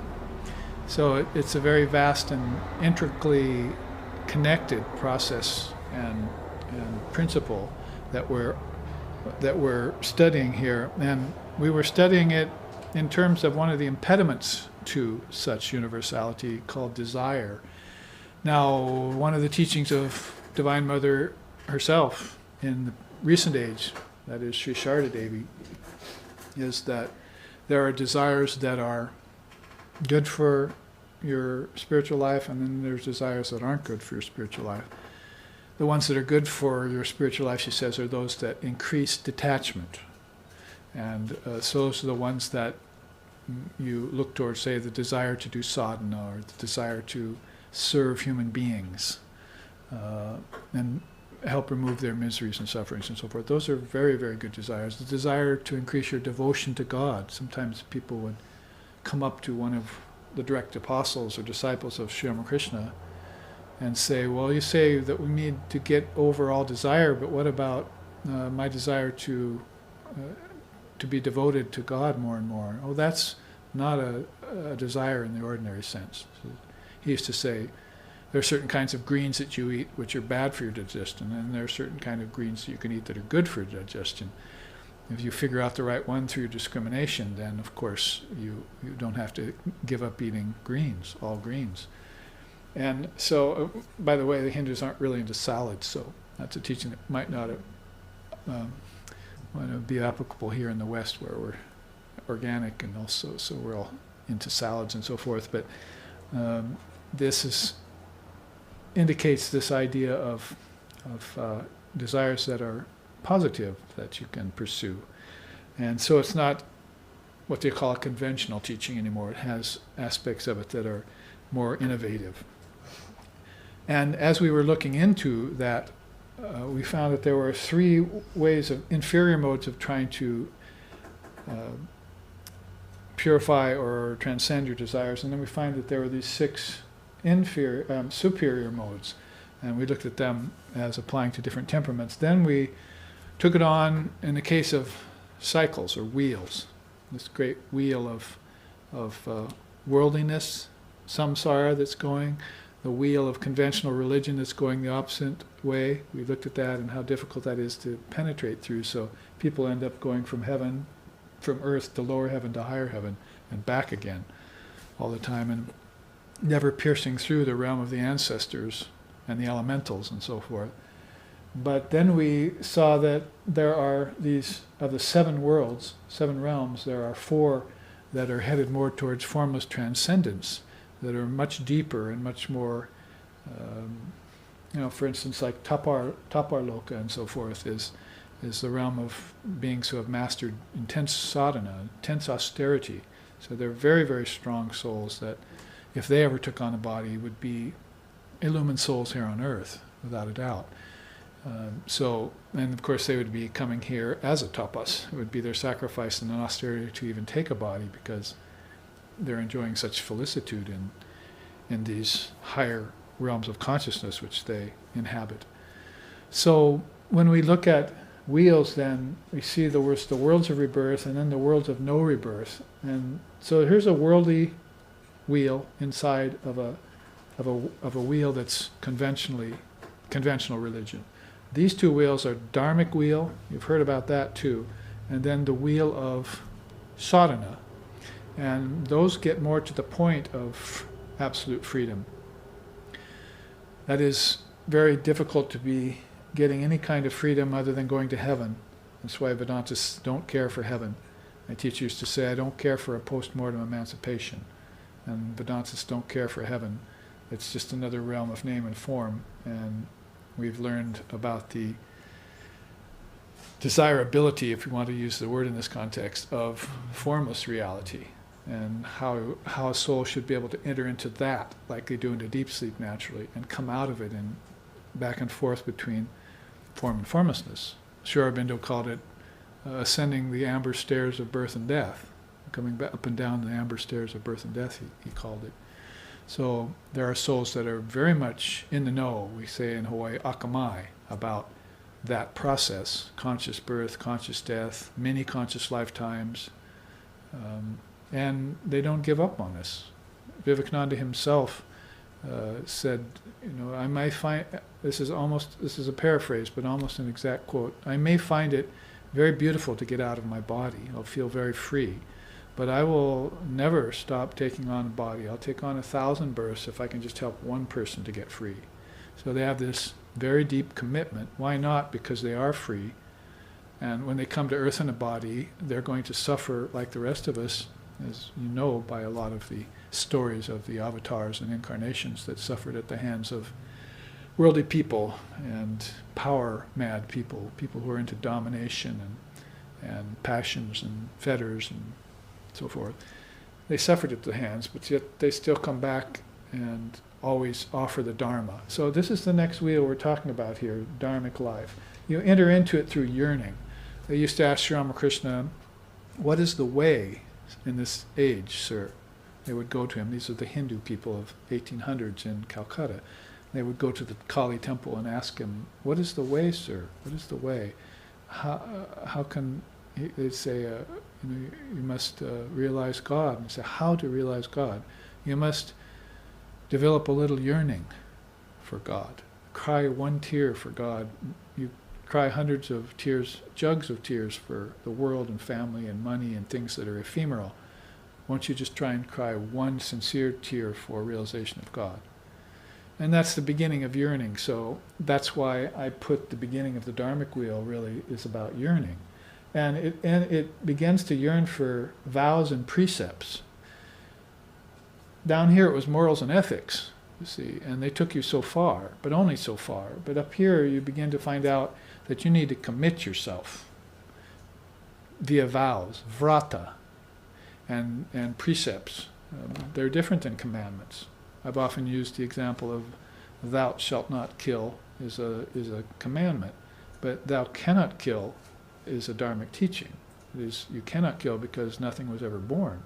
So you can see the very wide chasm, as it were, between moral and ethical life and dharmic life.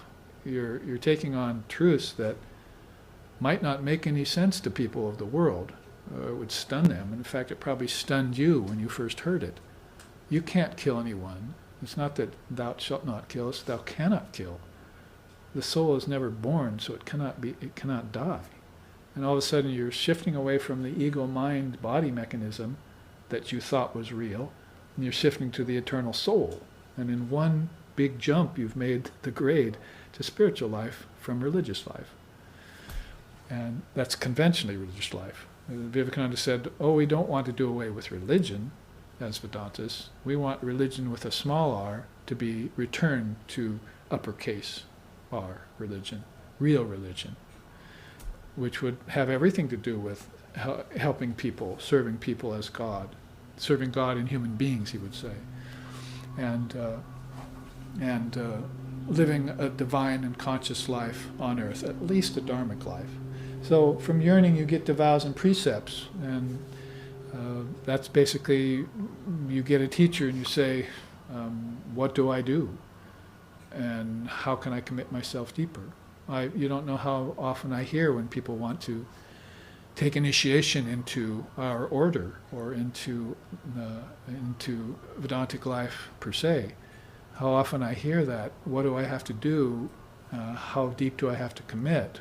And I want you to know that I need to know this before I take the commitment. It's kind of a lukewarm kind of approach they're taking, you see. I want you to know that I really can't commit myself completely to this because I have other time constraints and so forth and so on. So in this day and age, you make the concession whereas they didn't in the ancient times in India. They didn't make concession. If you didn't have the 6 treasures and the 4 jewels completely under your control, then you couldn't even take initiation into the path. You had to have things like viveka, vairagya, mumukshutvam, shraddha, faith. You needed to already have these things well developed in you before you came to a teacher and said, will you accept me? But it's not the case in the Kali Yuga. We call it Kali Yuga. There's a lot of concessions that have to be made for people so that they can struggle their way out of wheels like this that have become age-old. And they're very unlikely to get off of them without some sort of special concession or grace. So Dharmic life is very beautiful in that way. And you find people who say, I vow, I will take a vow of sannyas, I will take a vow of celibacy, I will take a vow of reading the Gita cover to cover. See, I will take a vow of committing to the path and the teacher until I get free. Those kinds of vows and precepts are of the Dharma. That's why the Dharma is so precious. Milarepa says, when I think of the Dharma, I can't help but want to share it with everyone. One of his songs, he's saying. When I think of the Dharma and how precious it is, I can't help but share it with everyone. So he wants to go out and spread this broadcast. When our founder, Lex Hickson, who founded this SRV organization of ours with a few other of us, he was sort of the spark plug of it all in the early times, back in the 80s, 90s, when he was on passing from the body, and he was asked, what do you think about? And he said, I think about spreading the Dharma, teachings to others. How to do that in my next lifetime. I want to come back and take a whole new tact. Sounds like Swami Vivekananda, so we might come back as a Muslim, or you never know what Vivekananda would do. You see, come back and just appear in a different country with a different agenda, just because he knows all of this is a continuum, you see, and consciousness infills it all. So he's going to appear to you in a certain form or with a certain agenda to wake you up, or to wake up as many people as possible inside of the time he has in the body, which last lifetime was 39 years. I think I'll take a body for 39 years and see what I can do. You see, Shankara, 32 years when he was here in around 700 AD. So anyway, some inspiring information about vows and precepts, how important that is to a person. You must have an ideal, is the way Vivekananda would put it, and you must commit yourself fully to the ideal if you want to make progress in spiritual life. So there it is, Dharmic life. I would say the soul has 3 choices that are good, just like you would have higher choices in the realm of desire. The 1 is to live a Dharmic life, the 2 is to live a divine life, and 3 is to don't live a life at all.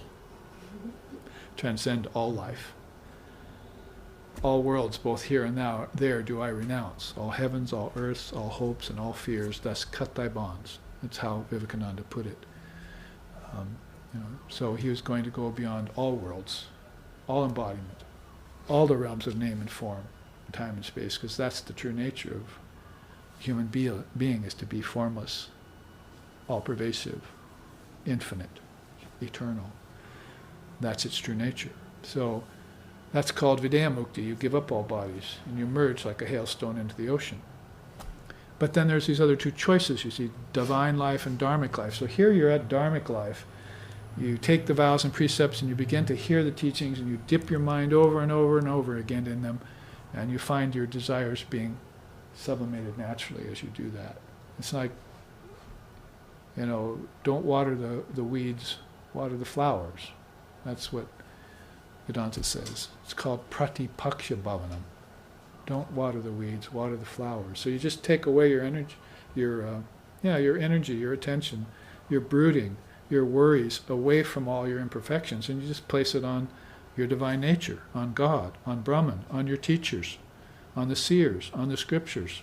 There are plenty of positive things to place your attention on. And just by the act of doing that, you take energy away from all of these negativities, and it's the divine way of progressing. See? Resist not evil was the teaching. If you get into there and you just invest in evil, then what do you think is going to happen?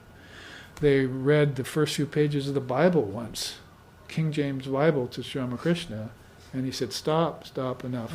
They're speaking too much about sin. A man should never hear about sin. A man should hear about his divine nature.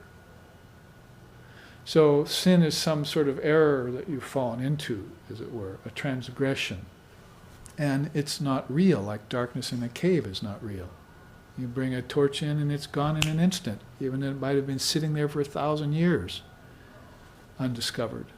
And so this is the tact you take in Vedanta, is immediately you put your divine attention on divine things and watch the weeds just wilt in a matter of days, months, or if it's a particularly persnickety weed, then a year or a lifetime, but you get rid of it. And that's going to happen by vows and precepts and so forth. So enter into dharmic life. Those choices, dharmic, divine, and transcendent.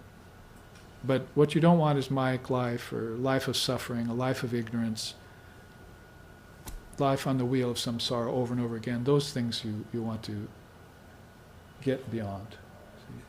Now, what we're talking about here then is, here we were talking about Maya's twin wheels. Here we're talking about Maha Maya's twin wheels. It's a wheel of transformation you're on here. That is, this grinding process of this dharmic life going one way and life of practice going the other, turns the rough jewel into a refined diamond. That's the process of the 6 jewels and 4 treasures, as I was saying.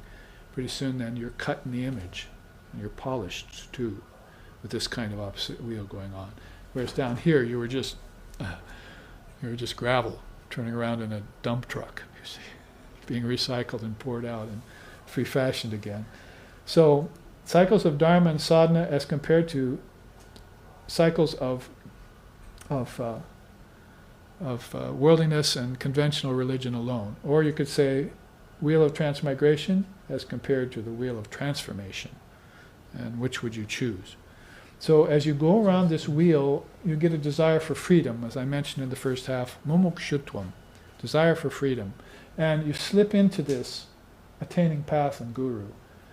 So the path and the teacher are very important at that point. And you might have attained them even back here when you took the vows and precepts and started into dharmic life. But the way of the world today is quite often that people, myself was a case, 12 years of study before I found my teacher. And very deep study. And from my 20th year to my 30th year, and even beyond, I was studying very deeply myself and very interested and very committed. And I found my teacher. And it gave me that extra boost, you see, and got initiated and so forth. And now I'm almost into my 45th year now of that kind of vow and precept, that kind of commitment and practice. So for many people it happens like that. But eventually you will come upon the path and the guru, as they say, and you'll start the initial practices. Now practice is going to be another side to dharma. Dharmic life, you hear the vows and you hear the teachings and take the vows and precepts, but when you actually start to practice them, that's the real cutting edge of things. When you can sit and meditate, when you can pick up a scripture and study it for an hour or two, as I was doing in my 20s, as I said, very, very interested in it. And you can enter into sadhana, spiritual effort, spiritual self-effort, and you feel like you're making progress in you're gaining transformation of all your desires and so forth, then you know that you've come upon the outer circle of Mahamaya. And it will turn into worship and study, meditation, and direct perception of reality. And that will give way to formless transcendence, right on off the wheel into the experience of Nirvikalpa Samadhi, Asamprakyata Samadhi, Aparinama, non-transformation, non-birth, non-death, Ajati Vada. You're in the Mahatattvas of Mother Loka. You're in the highest principles of all. And desire is a thing of the past, as often they even sing about it. Shri Ramachandra Kripalu Bhajamana Parana Bhava Bhayadaranam Kanchalochana Kanchamukakara Kanchapada Kanjarana Iti Vadata Tulasiddasa Shankara Sheshamuni Manaranjanam Iti Vadata Tulasiddasa Shankara Sheshamuni Manaranjanam Mama Hridaya Kanjani Vasa Kuru Kamari Kaladala Ganjanam Mama Hridaya Kanjani Vasa Kuru Kamari Kaladala Ganjanam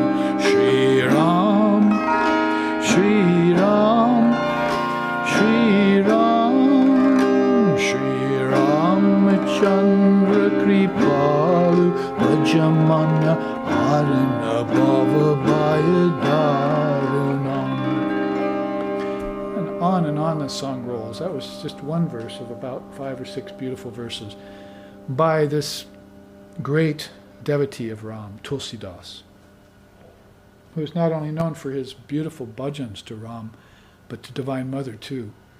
Talk about Shakta Advaita Vada, and also his scripture, his commentaries and his Ramayana and so forth.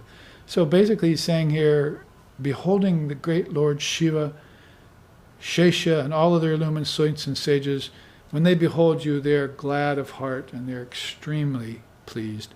Therefore this poet, Tulsidas, humbly begs and requests, O Ramchandra, kindly come and dwell forever in my heart and destroy all unworthy desires abiding there. Destroy them outright. So your ideal is important, your practice is important, hearing the teachings is important, getting a guru is important, having an ideal is of great importance if you're interested in freedom. That is, returning to the freedom that is always yours, consciously. Not just dreaming about it, talking about it, hoping for it. All hopes and fears are gone now. I've cut them away. I'm not looking for post-mortem emancipation in the lower realms. I'm not even looking to get to the higher realms. I'm getting to my practice. You see, I want to hear the teachings, practice them, and realize the truth, and be free. Because I am free all the time. Vivekananda said, I want all beings to be free as the air that you breathe. Have you paid anyone for air lately? Let's hope it's not gotten that bad yet. You see, in Hawaii at least, we can walk out and, you see, there's no one there to collect a fee. See, so that free. You want to be just that free in your true self, in your true nature. So beautiful songs written again in a devotional vein around this highest teaching of Swadharma. You see, once you get Dharma, Dharmic life, and practice it, and you start practicing, then you're away from Adharma, that is, no righteousness at all, no teachings, no learning. And you've gotten into Dharma, where you get the teachings, and then you get into Swadharma, which is your true destiny. That's what you wanted for yourself before you got embodied. I will find my Swadharma on earth. See? And then I will be free to be reborn or not. Dharmic life, divine life, or transcendence, it's all an open pathway to me. And then I have become Jivan Mukta. See, become a Jivan Mukta, a living, liberated soul, unbound, as Vivekananda said, ever free, never bound. So, a look at 9 ways of dealing with desire in accord with Mount Mandara, the snake Ashesha, who got himself wrapped around, that is the mind with its coils of attachment and desire that are being pulled here and there by gods and demigods in order to get and possess and gain and become renowned and to dominate. Does it sound familiar?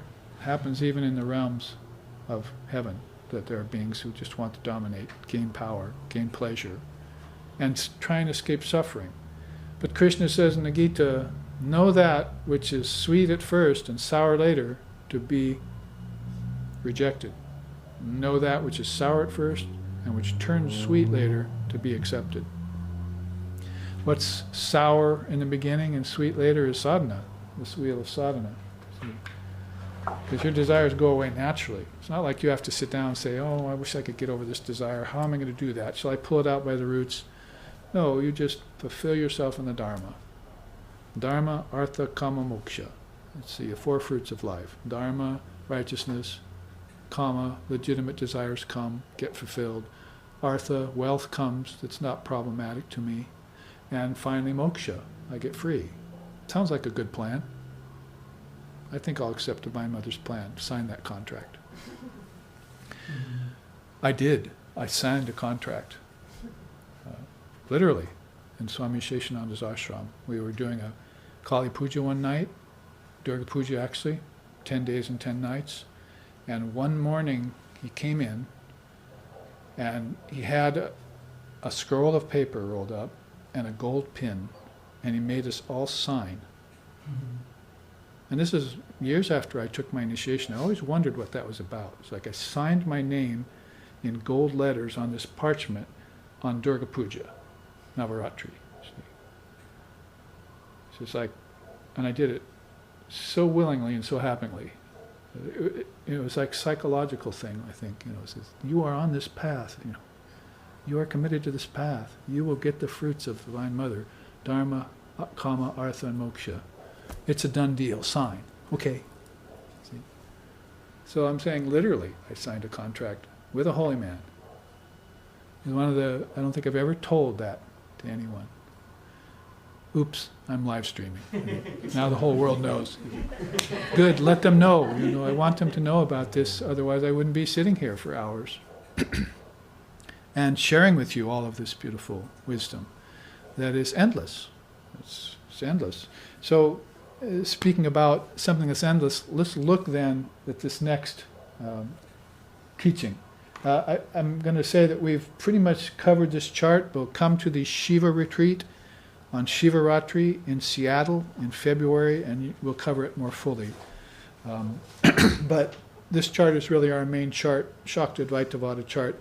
This has come off of the teaching of the Trinity, Brahma, Vishnu, and Lord Shiva, especially the Shiva teaching of Nilkantha, the transmutation of poison into nectar, which I think is very aligned with today's needs, as all of the poisons are coming at us, not only environmentally and mentally and so forth, but the challenges to our intellect and to our spirituality are also grave, and we need to be face them off and attain higher awareness.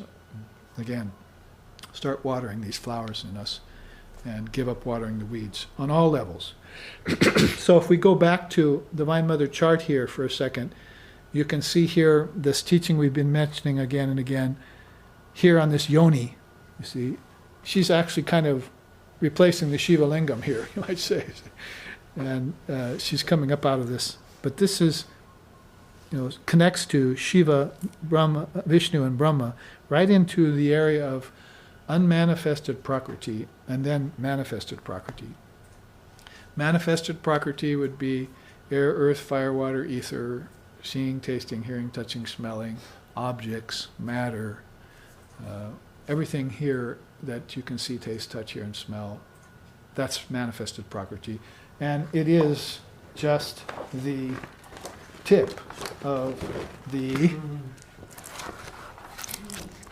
iceberg. But unmanifested Prakriti is everything that lies underneath the ocean. You see, lies underneath the ocean. There's the tip of the iceberg, here's the bulk. And icebergs in Arctic climates will stay a long time. Some of them have not melted for hundreds and thousands of years, I hear. So basically, this is a very good teaching about the eternity of nature.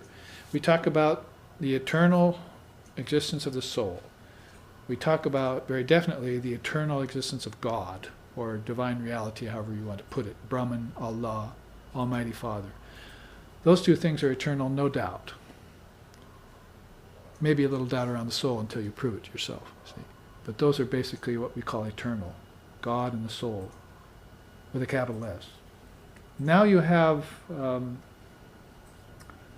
nature. And then you have Maya, this flummoxing part of in our mind that is causing us to think untoward thoughts and water the weeds instead of the flowers. So those two are called eternal by the seers. We find out that everything is eternal. Sarvosmi, everything is. Probably the shortest mantra you could probably come up with as far as a divine saying. Everything is.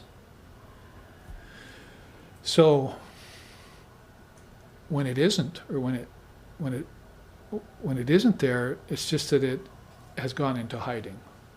Whether it be your great-grandfather or the dinosaurs or whatever, it's gone back into its formless essence. That's called unmanifested prakriti.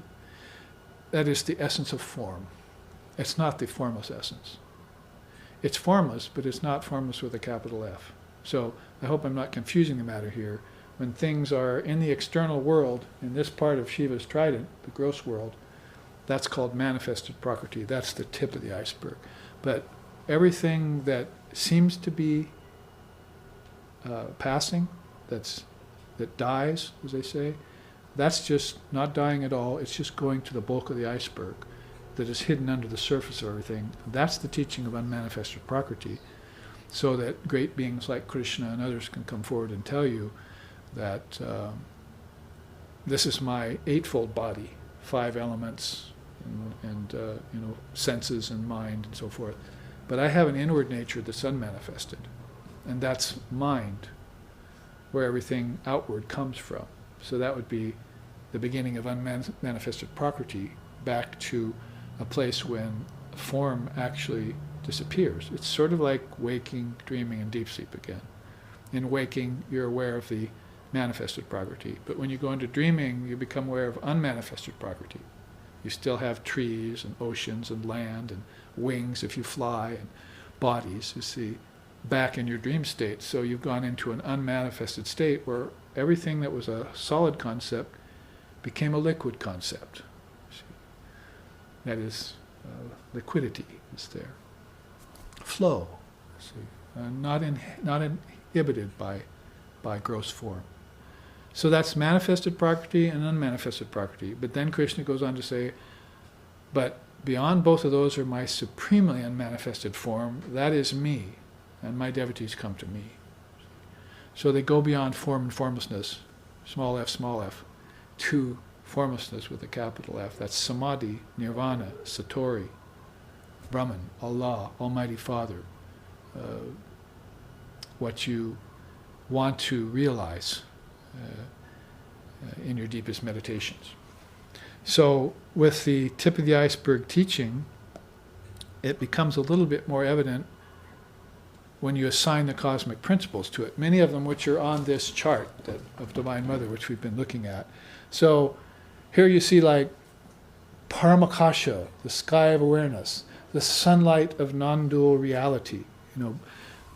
Basically, you can even sing about those. They want you to know about them in stotrams that are very lovely.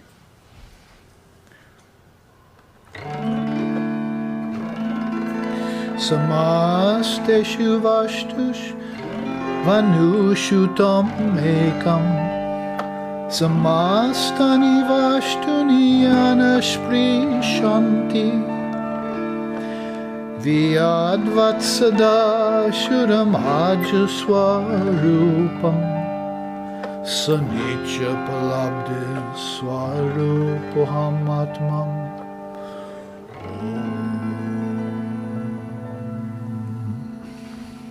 Sky of awareness. See, it says, there is only one existing in all beings, and all existing in it. It filters down and touches all hearts and minds, yet nothing can touch it. It is like the sky, pure and serene, subtle and impossible to taint. That one am I am that one, there can be none other. So, sky of awareness. It filters down and touches all beings, but nothing can touch it. And it's like the sky, pure and serene, indivisible and impossible to taint. It's like the ether, the sky of awareness. So you can sing about it or you can talk about it. If we talk about it, it ends up being the backdrop upon which all form takes place. And guess what? All formlessness also takes place on top of it, because it is the formlessness with a capital F, and this unmanifested prakriti, or pradhana they call it, is formless matter, all worlds, all things, all objects in potential. So this is a great teaching. Why? One reason is because immediately you get rid of the fear of death, which is that fifth and lowest hell we talked about. You realize that death is an illusion, that everything that takes on a form, mankind's souls, transmigrating souls, and nature and Maya all follow these cycles. You see, we put it in terms of desires here, but you might as well put it in terms of cycles of time, cycles of space. And that's why I also brought the little Russian doll chart, which is really good to describe how worlds are all tucked back in each other from gross to subtle to causal. It's basically a teaching around this trident. That puts it in terms of 3 worlds, but the Russian dolls chart puts it in terms of 5 Russian dolls all tucked back into each other, 5 akashas that go, by the way, with the Annamaya Kosha, Pranamaya Kosha, Manomaya Kosha, Vijnanamaya Kosha, and Anandamaya Kosha, the 5 sheaths, right? The 5 coverings over the soul, all starting from gross to subtle to causal. See? So when you hear about it put in old Samkhya terms, as far as pradhana, the word pradhana goes, then you start even simplifying it further. You say, well, everything outwardly exterior is manifested nature, and when that passes, it appears to be destroyed in terms of forms of nature. It seems to die in terms of human souls. That's not really happening at all. It's just going back into unmanifested nature, and it will come out again. Krishna says it to Arjuna in the Gita very nicely. He says, 2 things you should know. First thing, that the Atman is eternal and it never dies. But if you can't know that yet, Arjuna, you can't be sure of that yet, then you should know that everything that is born dies, and everything that dies gets born again. And then he ends off the statement saying, where's the grief in this? Where's the grief in this? Even if you're in the cycle, you see, you're birthless, deathless. And so you should just start thinking in terms of transcending birth and death as concepts. They came out of you. Time and space came out of you. Lokas came out of you. The 3 worlds are in you.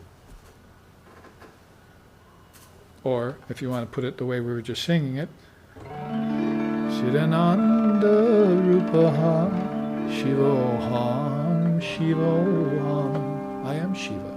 Shivoham. I am Shiva. He's not pulling any punches or trying to hide the fact of his non-dual realization. I am Shiva. That's why he called himself Shankara, as a name for Shiva. So in that regard then, everything has come out. Everything is, and it's come out of the self in these sort of double movement. See? If it's in a causal state, it's no mind, no matter. No matter, never mind, as my teacher used to quip. If that's in it when it's formless causal state, you don't even have to think about it because thought is gone. That's the point. No mind. But if it comes into subtle and gross states, you see these 2 parts of the trident, then you have to worry about it. Then it's a potential problem. Or then if you want to say it's to be mastered. The A and U of my Om has to be mastered. So you start mastering the waking state, mastering the dream state, by saying, I'm the same in both of them. I'm the witness of both of them. They're both in me. And whatever teaching you have to take, they're two prongs of the same trident, or they're, in Samkhya times, it's just appearance of things, disappearance of things, and nothing's happening. Nothing's happening whatsoever to the soul who looks on. From the sky of awareness, in the sunlight of non-dual reality, humming with the word Om, and in the ocean of consciousness. Put those in the 4 corners, just to illustrate to you how the witness would look on this process constantly, melting, forming, melting, forming, with nothing happening. Nothing changing, really. It's all change, but nothing is changing. That's how Maya makes things look. So, if you have a death in the family, then you're to think he or she left their manifested form and they went into an unmanifested form. I'd better start looking around at some babies if I want to see them come back. See, where's this next incarnation? You know, in Tibet they've made that rather an art, especially for realized souls, because unrealized souls probably aren't going to be recognized. If they weren't recognized in their previous life, you think they're going to be recognized in their new life? Or they're just going to be one of the many, you see. But if you have a soul that's left an impression, you see, comes back, then, you see, you're looking for an incarnation. You're looking for a tulku, you're looking for a rinpoche, you're looking for a roshi, you're looking for a swami, you're looking for a great soul. And they will tell you, I went into unmanifested Prakriti for a while and gave up my form. And then I went into supremely unmanifested state, nirvikalpa. Then I looked down and out on these two realms, and I borrowed my form from here and made it manifest here. Everything that was potential for me as far as life, form, parents, countries, worlds, lokas, is all right in there, saved, you see, in a chest of drawers, a cosmic chest of drawers, all ironed, pressed, washed, see, ready for my use. And then when I manifested it, I came into the outer world. Here's my new body, here's my new set of parents, here's my new country, here's my work. And I offer it all to Divine Mother of the Universe, who oversees the whole thing, Shakta Advaita Vada. And I offer it with firm vow and commitment. And I'm teaching the Dharma, come and watch, come and listen. Let's invent a live streaming network and camera here, you know, make it manifest in the world so we can all come and listen to this, celebrate it. There's all sorts of potential here. It's all the potential. All of this is held in potential. It's formless matter. And that's why you don't want to mistake unmanifested Prakriti for God. It's been a tendency to do that. People think, they get into formless state and they say, this is it, I've found God. But they're just in the state of formless matter, in the realm of ideas and thoughts. These beings, some of them are called Prakriti Layas. That is, Prakriti has dissolved everything. It's gone from manifested state into an unmanifested state. And they're very good at manipulating dreams, concepts, and so forth. They can create worlds. And in fact, the idea of creating cloud castles in the sky is exactly what we mean. Ramakrishna used to say about it, the kid builds a castle on the beach, has very much fun doing it, but the most fun is when the ocean comes in, the tide raises and destroys the castle. He jumps around, claps his hands, and watches the destruction, see. So he's actually more in enjoyment of destruction than he is of creation. He likes Shiva more than Brahma. Brahma was fun, see. Vishnu was okay, but guess what? The whole thing gets destroyed, and I'm still alive. I am life itself. I am eternal life. See? That proves to me, at the end of a long cycle called Pralaya or Mahapralaya, that the soul has been there all the time watching it.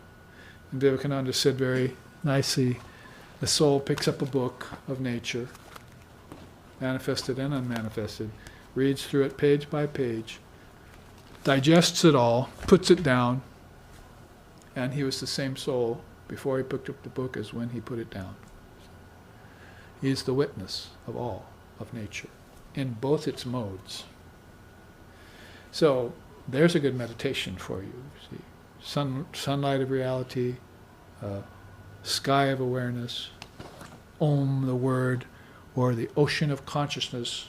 Take a sun, an ocean, or anything that lasts a long time, meditate on it, and assign to it the appellation eternal, timeless, deathless, indivisible, any kind of word that you understand in your language, and then tag on at the end, Shivaham, Shivaham, I am that. Tattvamasi, I am that. I am that witness. There can be no other. Vivekananda said that. When I realize I'm Brahman, I am that, and so are you. All beings realize that. So that's a realization that is the truth, and it's there at the foundation of everyone. They just need to awaken to it, that's all. Just need to awaken to it. So this quote up here, Prakriti is the equilibrium of the three gunas, not evolved from any other origin, being the primordial source of all other evolutes. A greater amount of Prakriti is unmanifest. Purusha, the sentient conscious principle, is ever wise, ever pure, and ever free. So, if you want to put it in Kapila's own way, who is the sort of the father of the system, it says here, Sancharaha prati sancharaha. There is an evolution of transition, there is a chain of transition from unmanifested or non-evolved nature to manifested nature and its evolutes, ending in the grossest evolute called earth. There is also a reverse transition of evolutes ending in dissolution back into unmanifested Prakriti.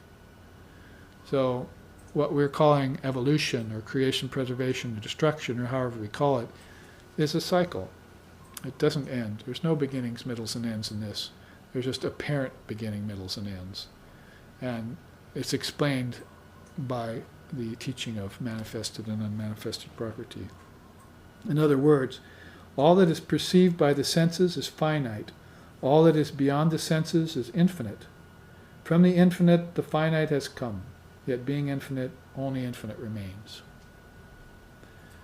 So everything that came out of unmanifested Prakriti and took a form simply just gives up its form and goes back to unmanifested Prakriti. And that's true of all forms. But the formless essence, he says here, right?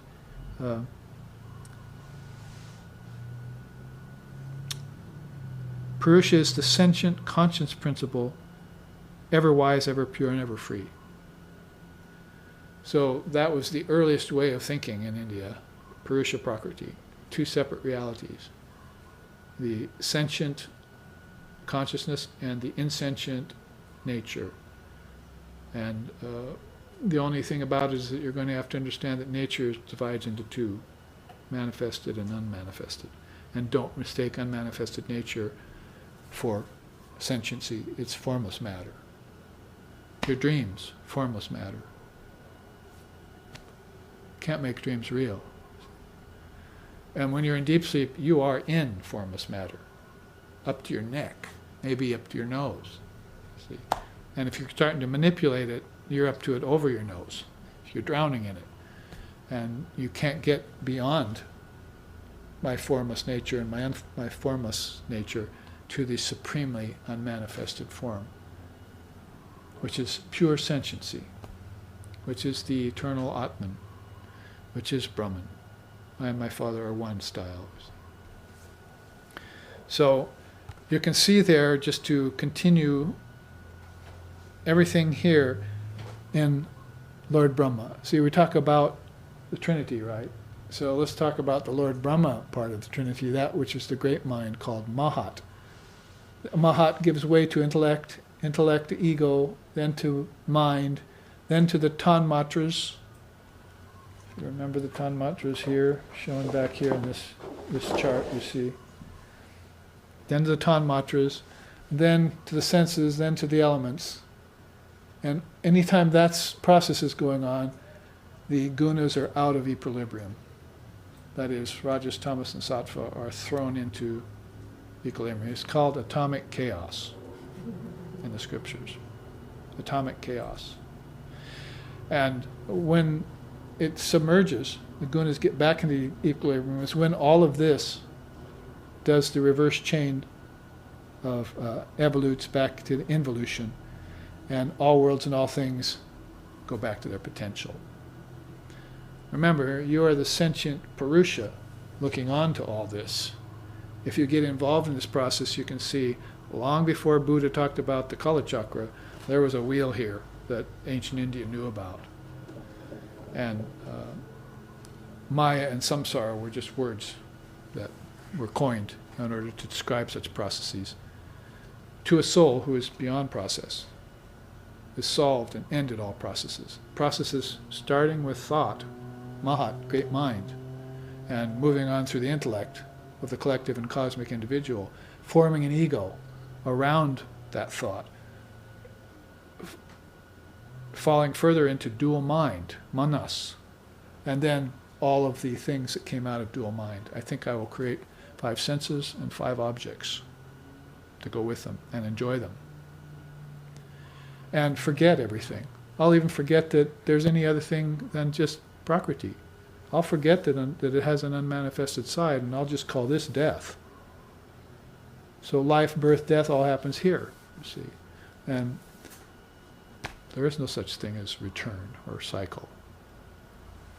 That's how stultified I am in my thinking, how narrow, how stodgy, how limited, that I don't know anything about the bulk of the iceberg. I'm just looking from the top. There's a nice iceberg out there. I don't know that the major port of it is below the ocean.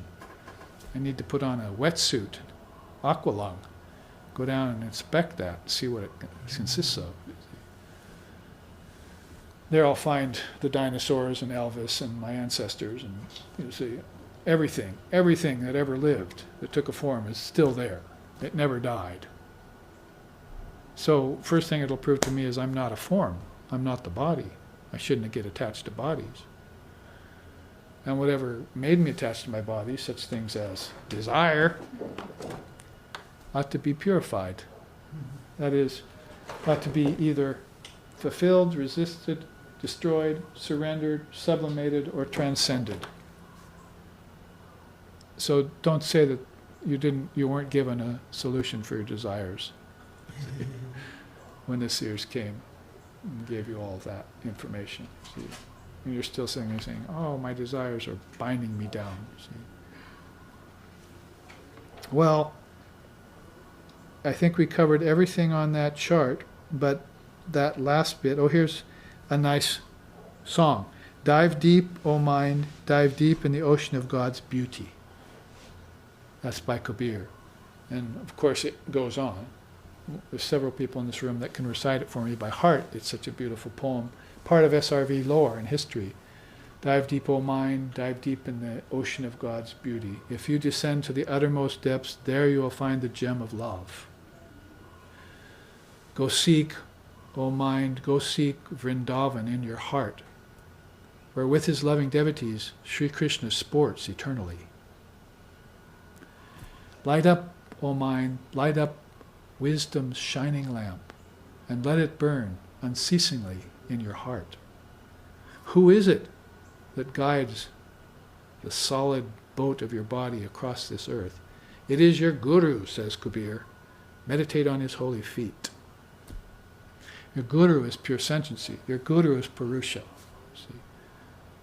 Your Guru is Krishna, Ram, Sri Ramchandra, we just sang, is Christ, is Buddha, is Ramakrishna. These great beings that have come before you from age to age and have kept this Dharma alive so you can drink deep of that spring of Dharmic teachings. Ambrosic spring. Amrita, they call it in India. Amrit. So that little piece added at the end, but I think the most efficacious teaching was this idea of the great mind and how it, chain of evolutes comes from it. It's all thought projection. And then how it all returns back into its origin. See, that's the cycle. And this was the earliest homework done by one of India's greatest seers, Lord Kapila. People who followed this with the 24 cosmic principles that are all enumerated here, 5, 10, 15, 24, you see. People who followed that later and who worked it into their philosophical systems then saluted Samkhya. saluted Lord Kapila, and added to it their own touch. When the Shaivites, the worshippers of Shiva, got a hold of his ancient system, they added 12 more cosmic principles on top. So 24 became 36. And those 12 principles were more about the causal body.